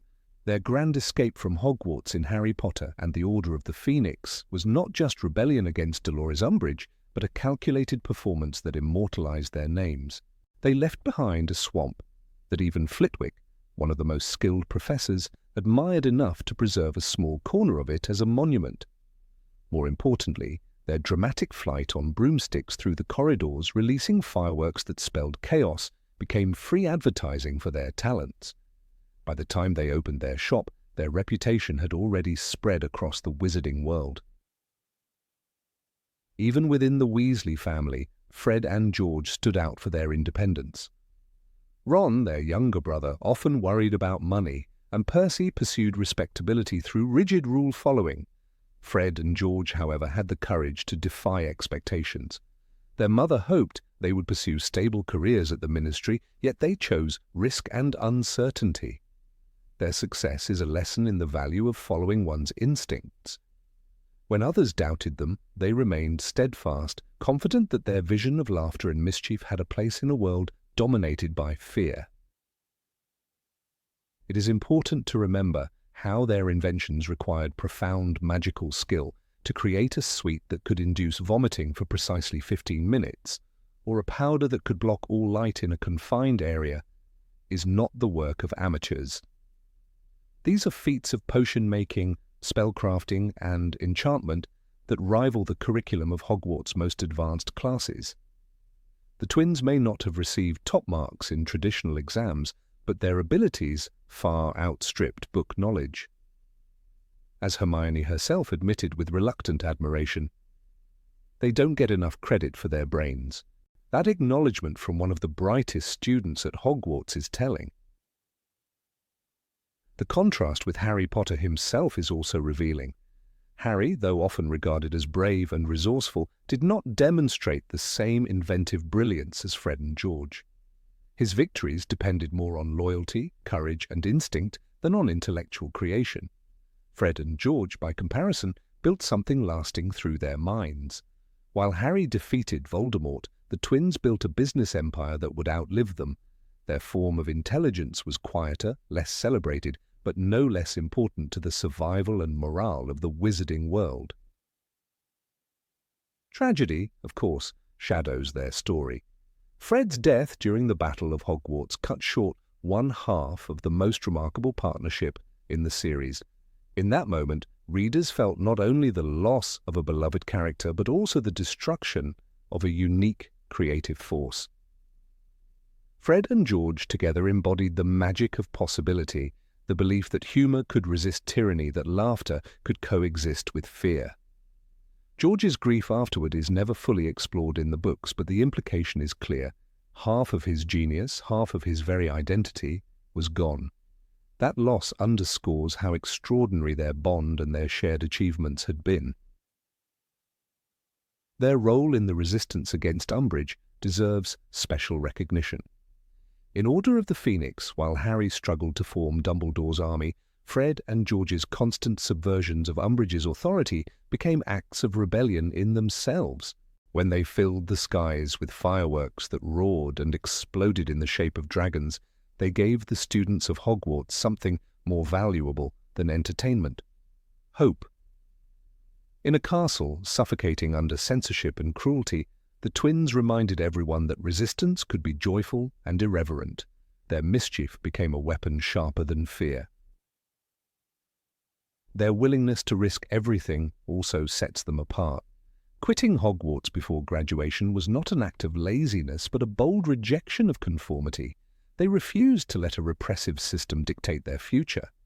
While other students clung to safety and tradition, Fred and George took their broomsticks and literally flew into the unknown. That leap of faith transformed them from mischievous boys into innovators who would redefine what wizarding business could look like. Even their smaller inventions reveal extraordinary insight into human nature. The skiving snack boxes, for example, were not only practical tools for students desperate to escape class, they tapped into the universal desire to control one's time and obligations. By blending humor with practicality, Fred and George created products that resonated deeply with their audience. Their genius lay not just in the mechanics of magic, but in their intuitive grasp of what people wanted most. In the end, Fred and George Weasley are characters who force readers to reconsider what intelligence looks like. It does not always wear the robes of a prefect or come with an outstanding on an OWL exam. Sometimes it laughs in the face of authority, dreams beyond the confines of textbooks, and builds an empire out of fireworks and sweets. Their story proves that brilliance can hide behind a grin, and that the greatest minds may be the ones who make us laugh when the world seems darkest. They were pranksters, yes, but they were also inventors, rebels, businessmen, and, above all, visionaries who showed that joy itself can be an act of genius. Number 23, Cho Chang. Harry Potter is often praised for his courage and instinctive wisdom, even when he appears to stumble through danger by luck or raw determination. Yet when the lens is shifted toward Cho Chang, a character remembered by many fans primarily as Harry's romantic interest, a richer and far more complicated figure emerges. In the films, she is simplified into a face of fleeting affection, but in J.K. Rowling's books, she appears as a thoughtful, intelligent witch whose abilities and choices deserve closer inspection. When viewed alongside Harry, whose reputation is sometimes larger than his actual strategic skill, Cho offers an intriguing comparison. She is the character who might, in subtle ways, prove to be smarter than the boy who lived himself. Rowling's narrative often presents Harry as a hero guided by instinct rather than calculation. He repeatedly acts without pausing to analyze every consequence, and although his moral compass is usually right, his decisions sometimes lead to reckless danger. In Harry Potter and the Order of the Phoenix, his insistence on rushing to the Department of Mysteries after receiving the false vision of Sirius Black is one of his greatest mistakes, resulting in Sirius's death. Cho, on the other hand, though rarely placed in the spotlight, shows that she can balance emotion with logic, and when she fails, the failure feels human rather than foolish. Her intelligence does not come in grandiose acts of heroism, but in her quiet strength, her talent in magic, and her ability to weigh circumstances even when her heart is conflicted. One of the first meaningful glimpses of Cho's abilities appears during the Quidditch matches in Harry Potter and the Prisoner of Azkaban. She is Ravenclaw's seeker, and though Harry is considered one of the best in Hogwarts, Cho challenges him with skill and persistence. Rowling writes, "Cho was a very good seeker. She was not as fast as Harry, but was very cunning, blocking him with her team's moves. Her tactics show forethought and adaptability, qualities that Harry, in his natural flying talent, sometimes neglects. The fact that she competes with Harry on nearly equal terms demonstrates her competence." And strategic thinking, even on the pitch where emotions run high. When the story reaches the founding of Dumbledore's army, Cho proves herself once again. She joins not out of idle curiosity, but with determination, showing bravery, and a desire to fight against Voldemort's forces. In these meetings, Harry discovers her dueling ability. The text notes that she was good at stunning spells and could disarm opponents with precision. While Harry taught others, Cho grasped the techniques with sharp understanding. It is not accidental that Rowling highlights her competence in this clandestine group because, unlike many students who struggled, Cho flourished. Her presence in the DA paints her as far more than a school crush. She becomes an active participant in the resistance, making deliberate choices to prepare for the looming battle. It is important to note that Cho also reveals intellectual sharpness when she supports Harry in convincing others of Voldemort's return. During discussions in the Ravenclaw common room, she is not dismissive or skeptical, unlike many of her peers. Instead, she reasons through the logic of Harry's claim, showing that she can sift through fear and propaganda. Harry's tendency in these moments is to rely on passion and emotion, often struggling to express his arguments clearly. Cho, in contrast, is capable of analyzing the situation and giving weight to Harry's story in a way that shows her trust in evidence over denial. This reveals that she possesses a rational core that many overlooked. Yet Cho's portrayal is also tinged with vulnerability, especially after Cedric Diggory's death. Her grief often clouds her judgment, and this has led some readers to underestimate her intelligence. But grief does not erase intellect, it complicates it. Rowling portrays her mourning not as weakness, but as the raw humanity of someone who truly loved. In Order of the Phoenix, Cho weeps during a DA session, and though this interrupts the flow of practice, it highlights the duality of her character, someone both intelligent and capable, yet torn by emotions too heavy for her age.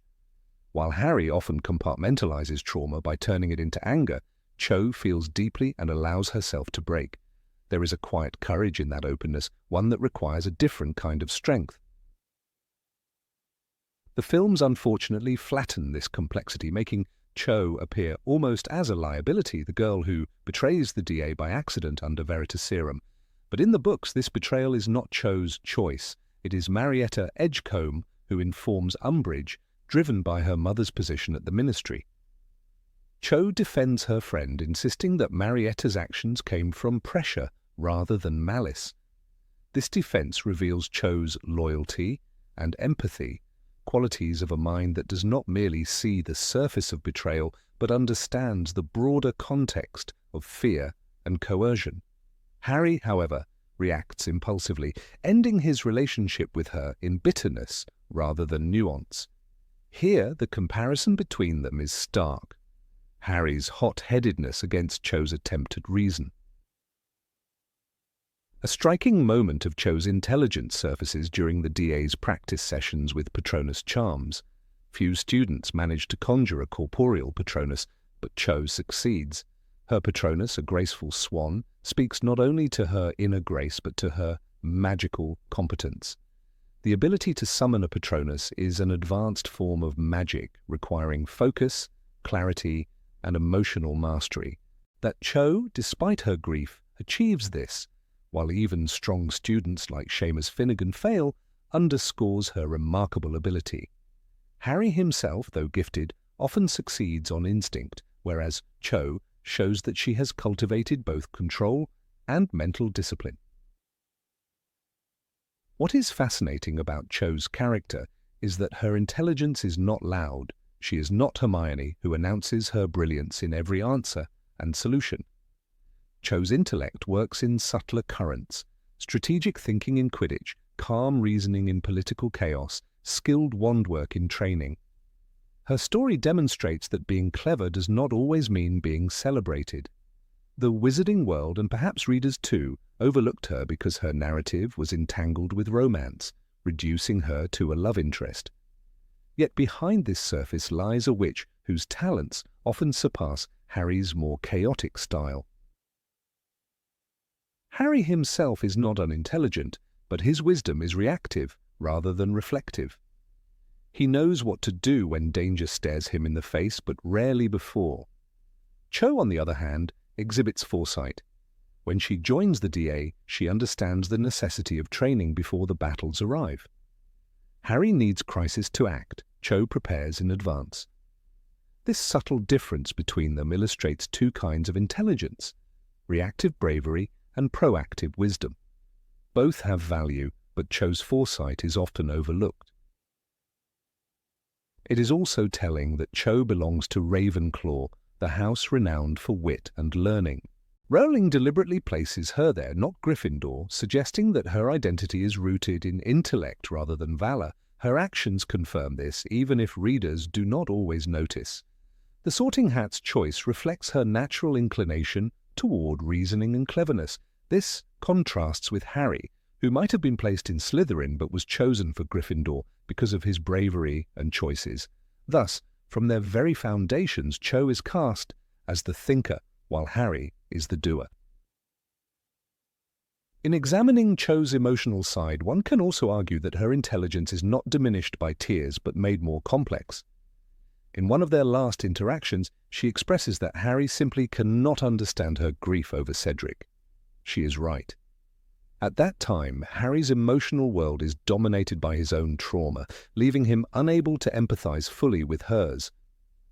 Cho's ability to articulate this gap in understanding is, in itself, a sign of awareness. She identifies the limits of Harry's perception, which is a keen psychological insight that many characters at Hogwarts lack the maturity to express. When the Battle of Hogwarts arrives in the final book, Cho returns to fight. She stands with her peers and risks her life for the cause. Though Rowling does not give her a central spotlight in the battle, her very presence is a statement of resilience.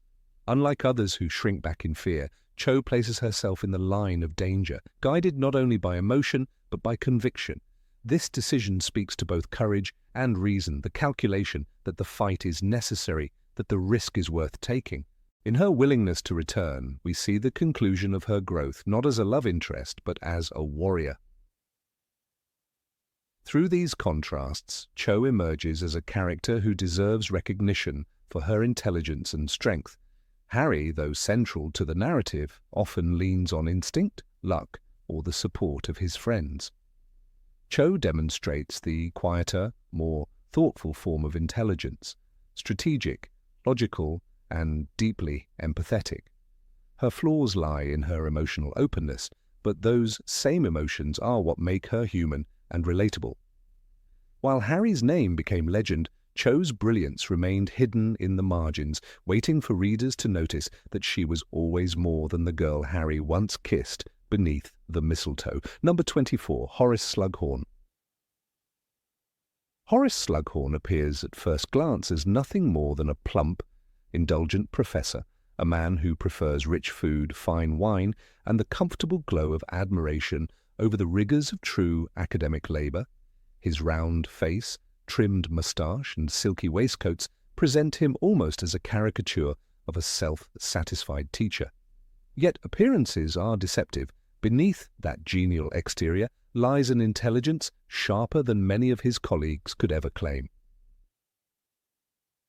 Rowling herself describes him as a man fond of comfort, but by no means a fool.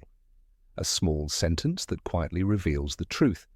Slughorn's brilliance is of a different kind, less about spellcasting or scholarly achievement, more about his uncanny ability to perceive potential in others and position himself advantageously in the great web of the magical world. It is easy to dismiss him when compared with the more flamboyant professors. Minerva McGonagall dazzles with strict precision and discipline. Severus Snape radiates dark complexity. Albus Dumbledore is a fountain of wisdom cloaked in eccentricity. In contrast, Slughorn seems lazy, avoiding the burdens of responsibility and preferring the role of background figure. But this is the illusion. Slughorn's true art is not in publishing groundbreaking theories or mastering esoteric curses, but in something far subtler, people. He reads them, measures them, and knows exactly which ones will rise to power. When he returns to Hogwarts in Half-Blood Prince, Harry quickly notices the professor's special interest in those with connections or unusual gifts. Hermione calls it favoritism, but Slughorn himself names it collecting, as if brilliant students were rare gems to be placed in a cabinet. It is a disturbing, yet undeniably intelligent instinct. Take, for instance, his treatment of Lily Evans. Long before she was Harry's mother, Lily impressed Slughorn so deeply that he often cited her as one of his all-time favourite pupils. He remembers not only her skill at potions, but her kindness, her charm, her ability to light up a room. "One of my absolute favourites," he says wistfully, when speaking of her to Harry. This memory reveals two things. First, his eye for talent was flawless. He had recognized Lily's gifts at a young age, well before the rest of the wizarding world would understand how significant she would become in resisting Voldemort.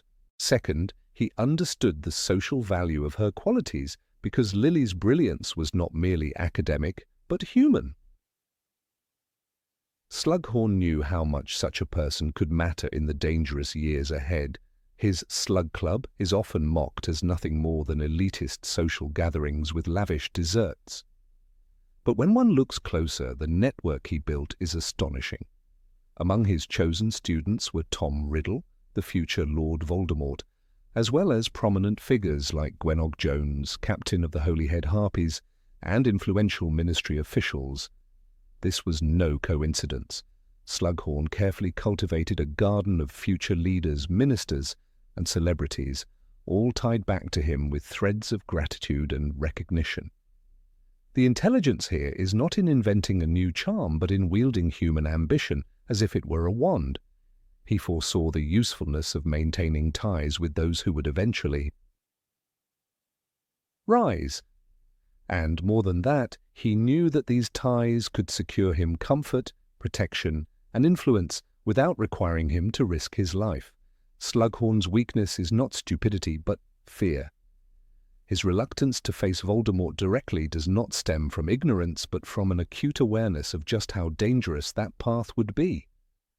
When Dumbledore seeks him out, Slughorn hides, transforming his house into a wrecked, ransacked shell, hoping to disguise himself from the world. This act of cowardice paradoxically demonstrates his clarity of mind. He knows Voldemort's methods. He knows how the Dark Lord punishes those who displease him.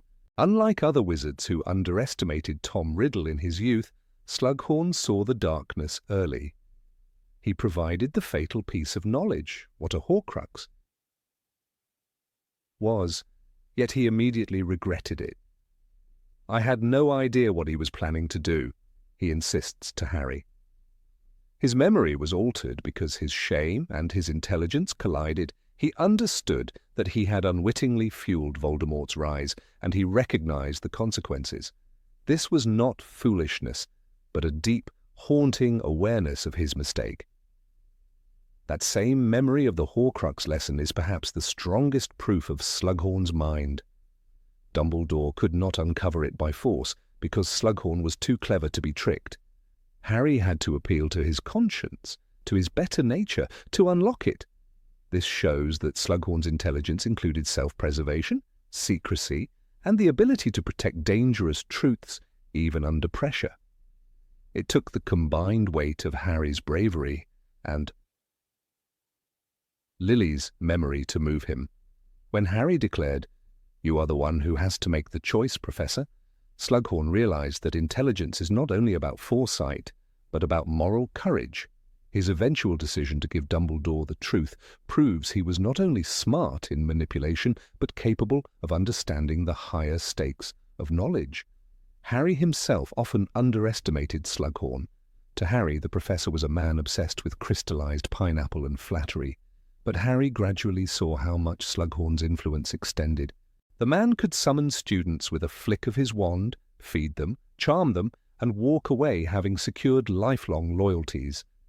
In one sense, Harry envied this ability because Harry's own leadership came only through crisis and pain.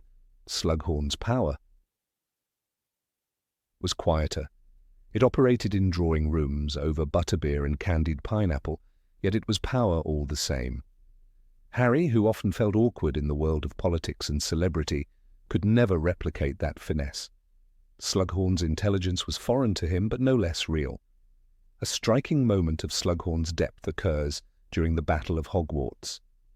When the school was under attack, one might have expected Slughorn to flee, true to his reputation, for cowardice. Instead, he returned to fight, bringing reinforcements from Hogsmeade. He even duelled Voldemort himself, standing alongside Kingsley Shacklebolt and Minerva McGonagall. This act should not be underestimated. Slughorn's knowledge of Voldemort's power was deeper than almost anyone's, and yet he chose to face him.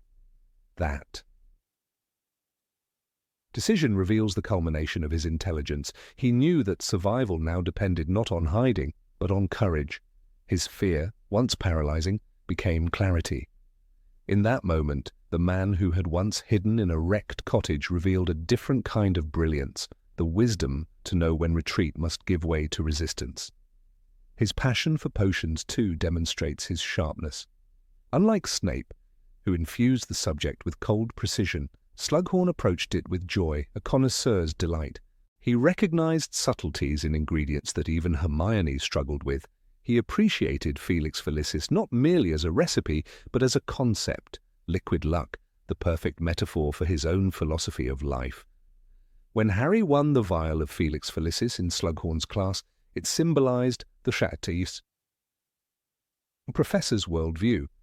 Life was about advantage, timing, and knowing when to push forward. Slughorn's entire career mirrored that potion.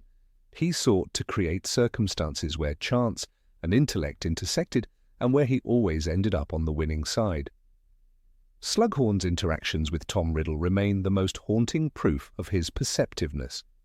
When young Riddle asked about Horcruxes, Slughorn immediately sensed danger. "You do not need to know," he told him, trying to close the conversation. Few professors could have read the malice in a handsome orphan boy so quickly. He recognized the ambition, the coldness, the dangerous sparkle in Riddle's eyes. Though he faltered in providing the answer, the fact remains. Slughorn's instincts were correct. He saw what others missed. Dumbledore himself, for all his wisdom, underestimated Riddle's capacity for evil in those early years. Slughorn did not.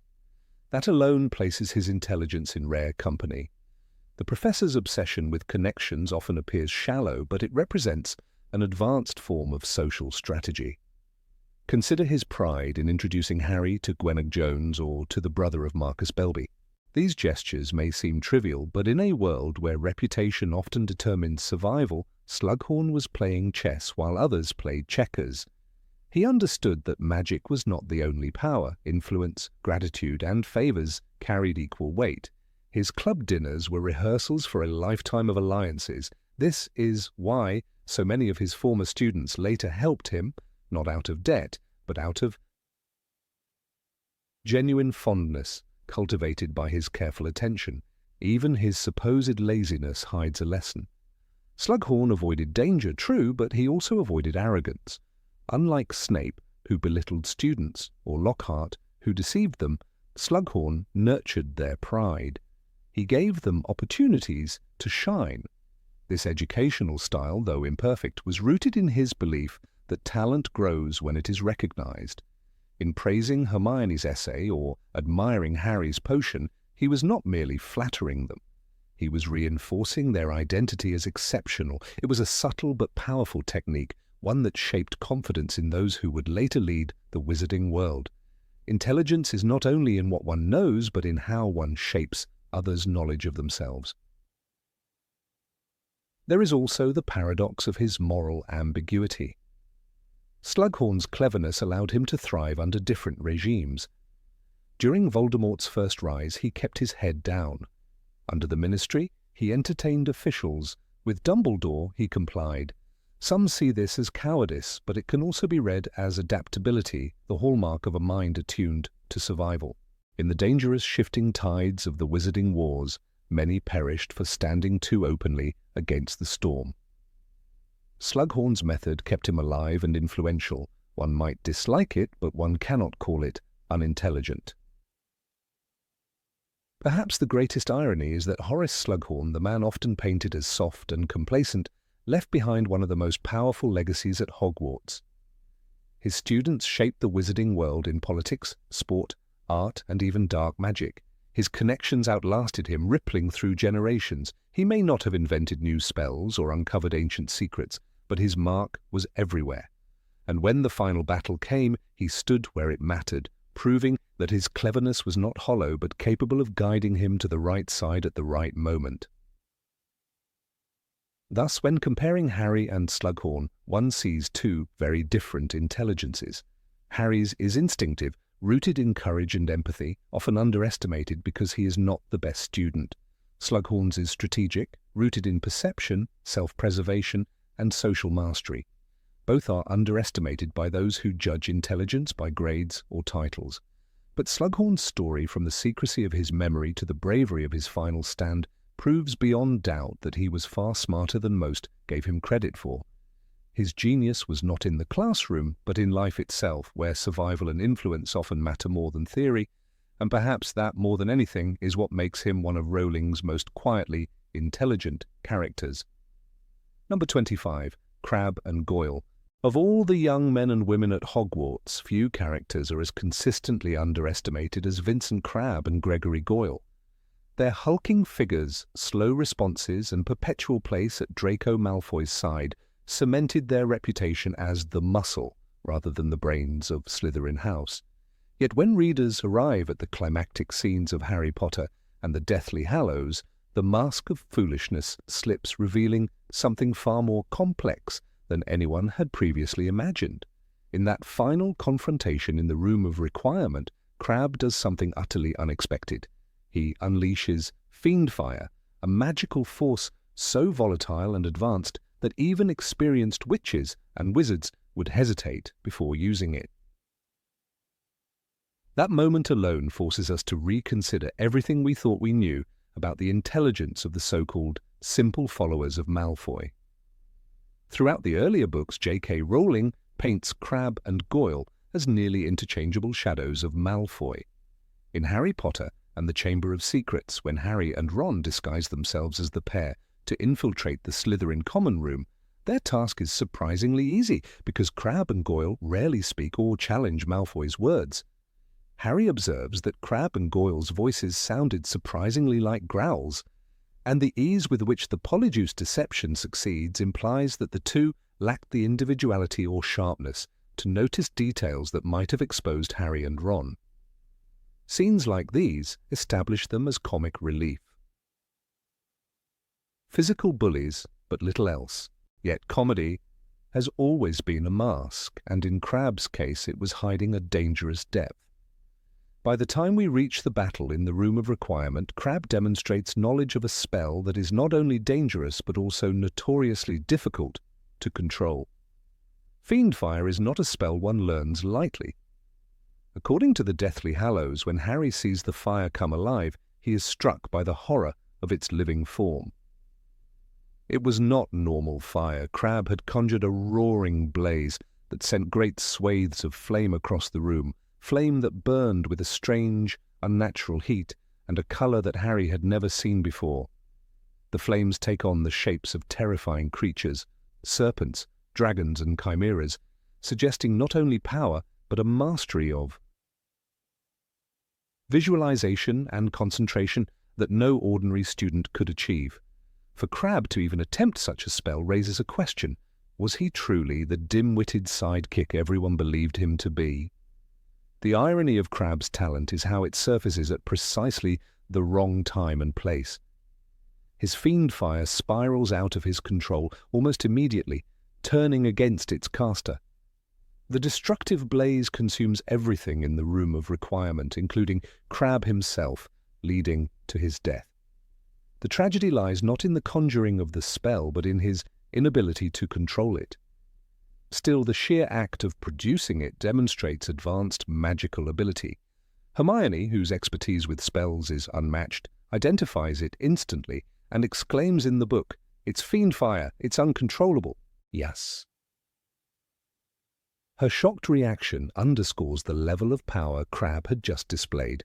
If someone as learned as Hermione views it as exceptional, then Crabbe had knowledge and access to magic far beyond what his demeanor suggested.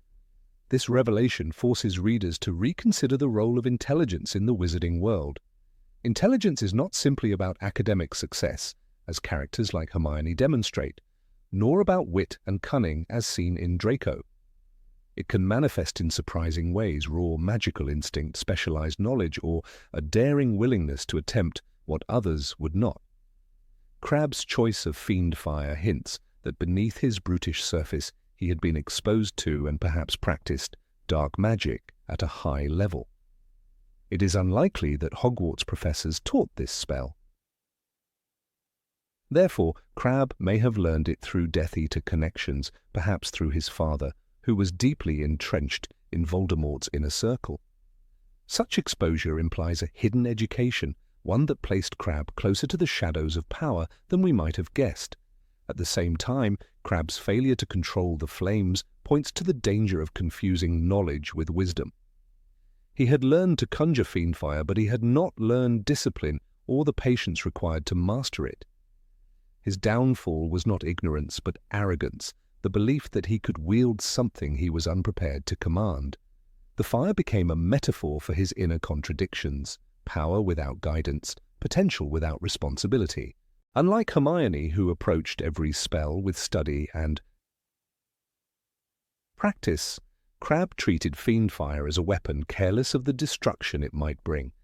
The fire consumed him in the same way Voldemort's lust for domination consumed his followers. In that sense, Crabbe's intelligence was real but tragically misdirected. The juxtaposition between Crabbe and Harry in that moment is striking. Harry, who is often dismissed by others as lucky rather than clever, shows the wisdom Crabbe lacks. While Crabbe is overcome by his own conjuring, Harry immediately shifts his focus to survival and strategy, directing Ron and Hermione to help save Malfoy and Goyle. Harry does not need an advanced spell to prove his intelligence. He shows it through quick thinking, compassion, and clarity in crisis. The contrast between Crabbe's knowledge of fiendfire and Harry's instinct for leadership underscores the different kinds of intelligence in the series. One is destructive brilliance without foresight, the other is practical cleverness under pressure. Crabbe's use of fiendfire also sheds light on the hierarchy within Slytherin House. Draco, who often appeared the leader, is paralyzed with fear during this confrontation. He does not conjure fiendfire, nor does he attempt anything remotely as bold. Crabbe's act overshadows Draco's reputation as the cunning one, showing that the sidekick possessed a spark of audacity Draco lacked. Goyle, meanwhile, does nothing of note, further solidifying the contrast between the two henchmen. Crabbe was the one with hidden depth, a reminder that appearances in the Harry Potter universe are rarely the full story. Rowling's choice to have Crabbe unleash such magic suggests that intelligence is not bound to character archetypes. Even the least expected figures can surprise us. Moreover, the fiendfire scene connects to the broader theme of underestimated individuals throughout the saga. Neville Longbottom, dismissed as clumsy and forgetful, rises to destroy the final Horcrux. Luna Lovegood, mocked as eccentric, proves perceptive and loyal. In Crabbe, we see a darker reflection of this theme. Someone underestimated not because of gentleness or strangeness, but because of brute simplicity. Where Neville channels his hidden strength toward heroism, Crabbe channels his toward destruction. Both cases reveal that the world of magic thrives on complexity, and the categories of smart or stupid. Rarely tell the whole truth. Another layer of tragedy lies in how Crabbe's intelligence went unrecognized and unshaped. Unlike Harry or Hermione, who had mentors guiding their growth, Crabbe's potential was nurtured in the poisonous environment of Death Eater ideology. Surrounded by dark influences, he learned destructive magic rather than constructive wisdom. If a teacher like Dumbledore or even McGonagall had recognized his potential earlier, might Crabbe have been steered toward mastery rather than self-destruction?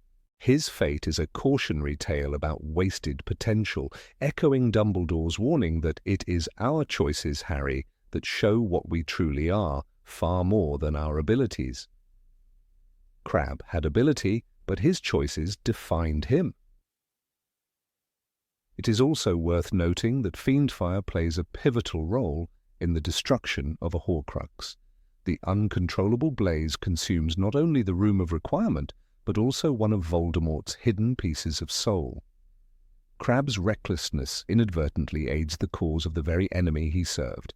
In this sense, his intelligence contributes indirectly to Voldemort's downfall. That paradox, that a supposedly foolish boy achieved something of immense consequence, cements the need to reevaluate how we view him. The moment he is mocked as a brainless follower is the same moment his actions alter the course of the final battle. In contrast, Harry's supposed lack of intellectual brilliance is redefined by his consistent capacity to adapt, empathize, and act decisively. He does not know Fiendfire, yet he understands enough to seize a broom and escape with his friends, rescuing even Malfoy and Goyle despite their enmity. The intelligence Harry displays is not about arcane knowledge, but about moral clarity. Where Crabbe conjures destructive genius, Harry exercises constructive wisdom. Rowling invites readers to question what it truly means to be smart. Is it the ability to conjure the rarest fire, or is it the judgment to know when not to use it?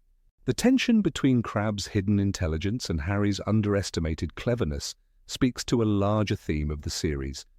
Intelligence divorced from character can be dangerous, while modest knowledge, joined to courage, can be transformative.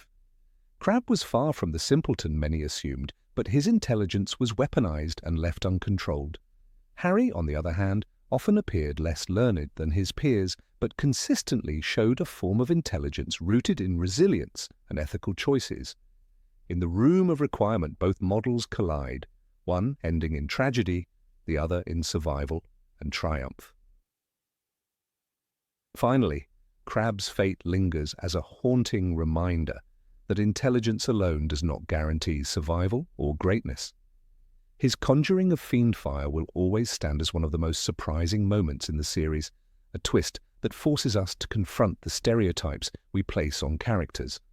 The brute who seemed too dim to think for himself carried within him knowledge of a spell so advanced it changed the course of the war. Yet he lacked the maturity to control it, and it destroyed him. Intelligence, Rowling suggests, is not enough. It must be tempered by wisdom, compassion, and choice. In the end, Harry's underestimated cleverness proved more powerful than Crabbe's hidden brilliance, and that contrast is what gives their final encounter its unforgettable power. Number 26. Albus Severus Potter. Albus Severus Potter is often dismissed by readers of Harry Potter and the Cursed Child as nothing more than a struggling son overshadowed by the myth of his father. Yet beneath this exterior lies a character who, while young and conflicted, demonstrates a kind of intelligence different from the sharp logic of Hermione Granger or the instinctive bravery of Harry. His mind works in ways that are less direct, more subtle, and often misunderstood. The very act of carving out his own identity under the crushing shadow of the Potter legacy reveals a cleverness that is rarely acknowledged. He refuses to conform to the expectations imposed upon him by name, by heritage, and by Hogwarts itself. That rejection, painful as it is, becomes his defining act of intellectual rebellion. From the start, Albus shows that he is willing to defy the world's assumptions about him. The sorting hat places him in Slytherin, a decision that shocks not only his classmates but also himself. For many, this would be a humiliation. For Albus, it becomes a strange kind of liberation. Unlike James Sirius, who embodies the typical Gryffindor traits of confidence and charm, Albus is drawn to something different. By embracing Slytherin, even with all the baggage the house carries, he demonstrates the intelligence to recognize that labels cannot and should not define him. In the play, when Harry struggles to understand his son, it is precisely this sorting that becomes a source of conflict. But Albus's refusal to bow under the weight of family expectations is a conscious choice, an act of mental independence that demands courage and intellect. The friendship between Albus and Scorpius Malfoy further proves his ability to think outside the norms. For generations, the Potter and Malfoy families were divided by animosity, suspicion, and open conflict. Albus, however, sees past the rivalry and chooses to befriend Scorpius when others mock and isolate him. It is not simply an act of kindness, it is a shrewd recognition that Scorpius possesses qualities that no one else appreciates. Together, they form an unlikely alliance, grounded not in schoolyard popularity, but in shared vulnerability and mutual trust. This choice is a reflection of Albus's ability to find allies where others see enemies, a skill that recalls Dumbledore's insistence that friendship can come from the most unexpected places. The defining example of Albus's intelligence comes with his decision to alter the past. After overhearing Amos Diggory's plea to Harry to use a time-turner to save Cedric, Albus becomes obsessed with the idea. Many critics see this as reckless foolishness, but there is another perspective. Albus recognizes the flaws in the narrative of his father's heroism, the tragedy that was swept under the rug, and he dares to ask, what if the story could have been different? His willingness to pursue this dangerous idea, even against the advice of adults, demonstrates both imagination and daring intellect. In the words of the play, the world changes when young men dream of changing it. Albus embodies this truth, driven not only by emotion but by a deeply analytical desire to rewrite injustice. Of course, his plan fails spectacularly. Each attempt to change Cedric's fate unleashes darker consequences, leading to timelines where Voldemort reigns and Harry is dead. Yet even in failure, Albus reveals a kind of intelligence that thrives in adaptation. Unlike others who might collapse under the weight of mistakes, he learns, adjusts, and evolves. He sees that solutions are never simple and that actions carry unexpected ripple effects. When he tells Scorpius, "We need to make this right," it is not the statement of a boy crushed by guilt, but of one who has absorbed the complexity of cause and consequence. Intelligence is not the absence of mistakes, it is the ability to learn from them. Another revealing moment is Albus's ability to empathize with Delphi Diggory, the supposed niece of Amos. While others remain suspicious or dismissive, Albus opens himself to her, believing in her story and her loneliness. Though this later proves disastrous when Delphi's true identity as Voldemort's daughter is revealed, his willingness to believe in her demonstrates a different kind of intellectual strength. It is the strength to suspend judgment, to recognize pain in another person, and to act on compassion rather than prejudice. This openness is not naivety. It is the same mental flexibility that allowed his father, in his youth, to trust characters like Severus Snape or Draco Malfoy when others dismissed them as irredeemable. The play makes clear that Harry struggles to understand his son's way of thinking. Harry, shaped by years of survival and war, values loyalty, bravery, and action. Albus, however, values subtlety, curiosity, and defiance of convention. When Harry tells him, "You're named after 2 headmasters of Hogwarts, one of them was a Slytherin, and he was the bravest man I ever knew," Albus hears more than words. He sees an inheritance of contradiction, of people who broke boundaries and refused simple definitions.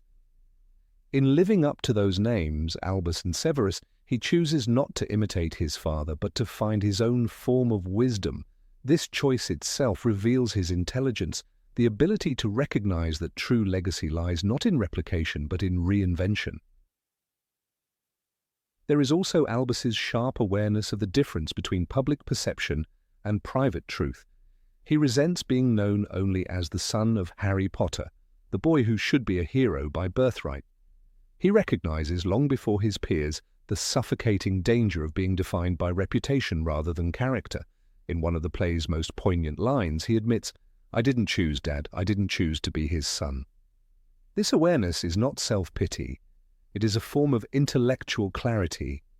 He grasps that identity cannot be imposed from outside, that names and titles mean little without self-definition. Few adults, let alone teenagers, ever articulate such insight. Albus's intelligence also manifests in his capacity for strategy. When trapped in altered timelines, it is often his quick thinking that sets a path toward correction. For instance, when Scorpius finds himself alone in a world where Voldemort rules, it is Albus's earlier decision to leave clues that guides his friend back toward the right course. These are not the moves of a reckless boy, but of someone capable of forethought, someone who anticipates danger and plants solutions in advance. Such planning mirrors the cunning associated with Slytherin, but in Albus it is infused with the morality inherited from his father.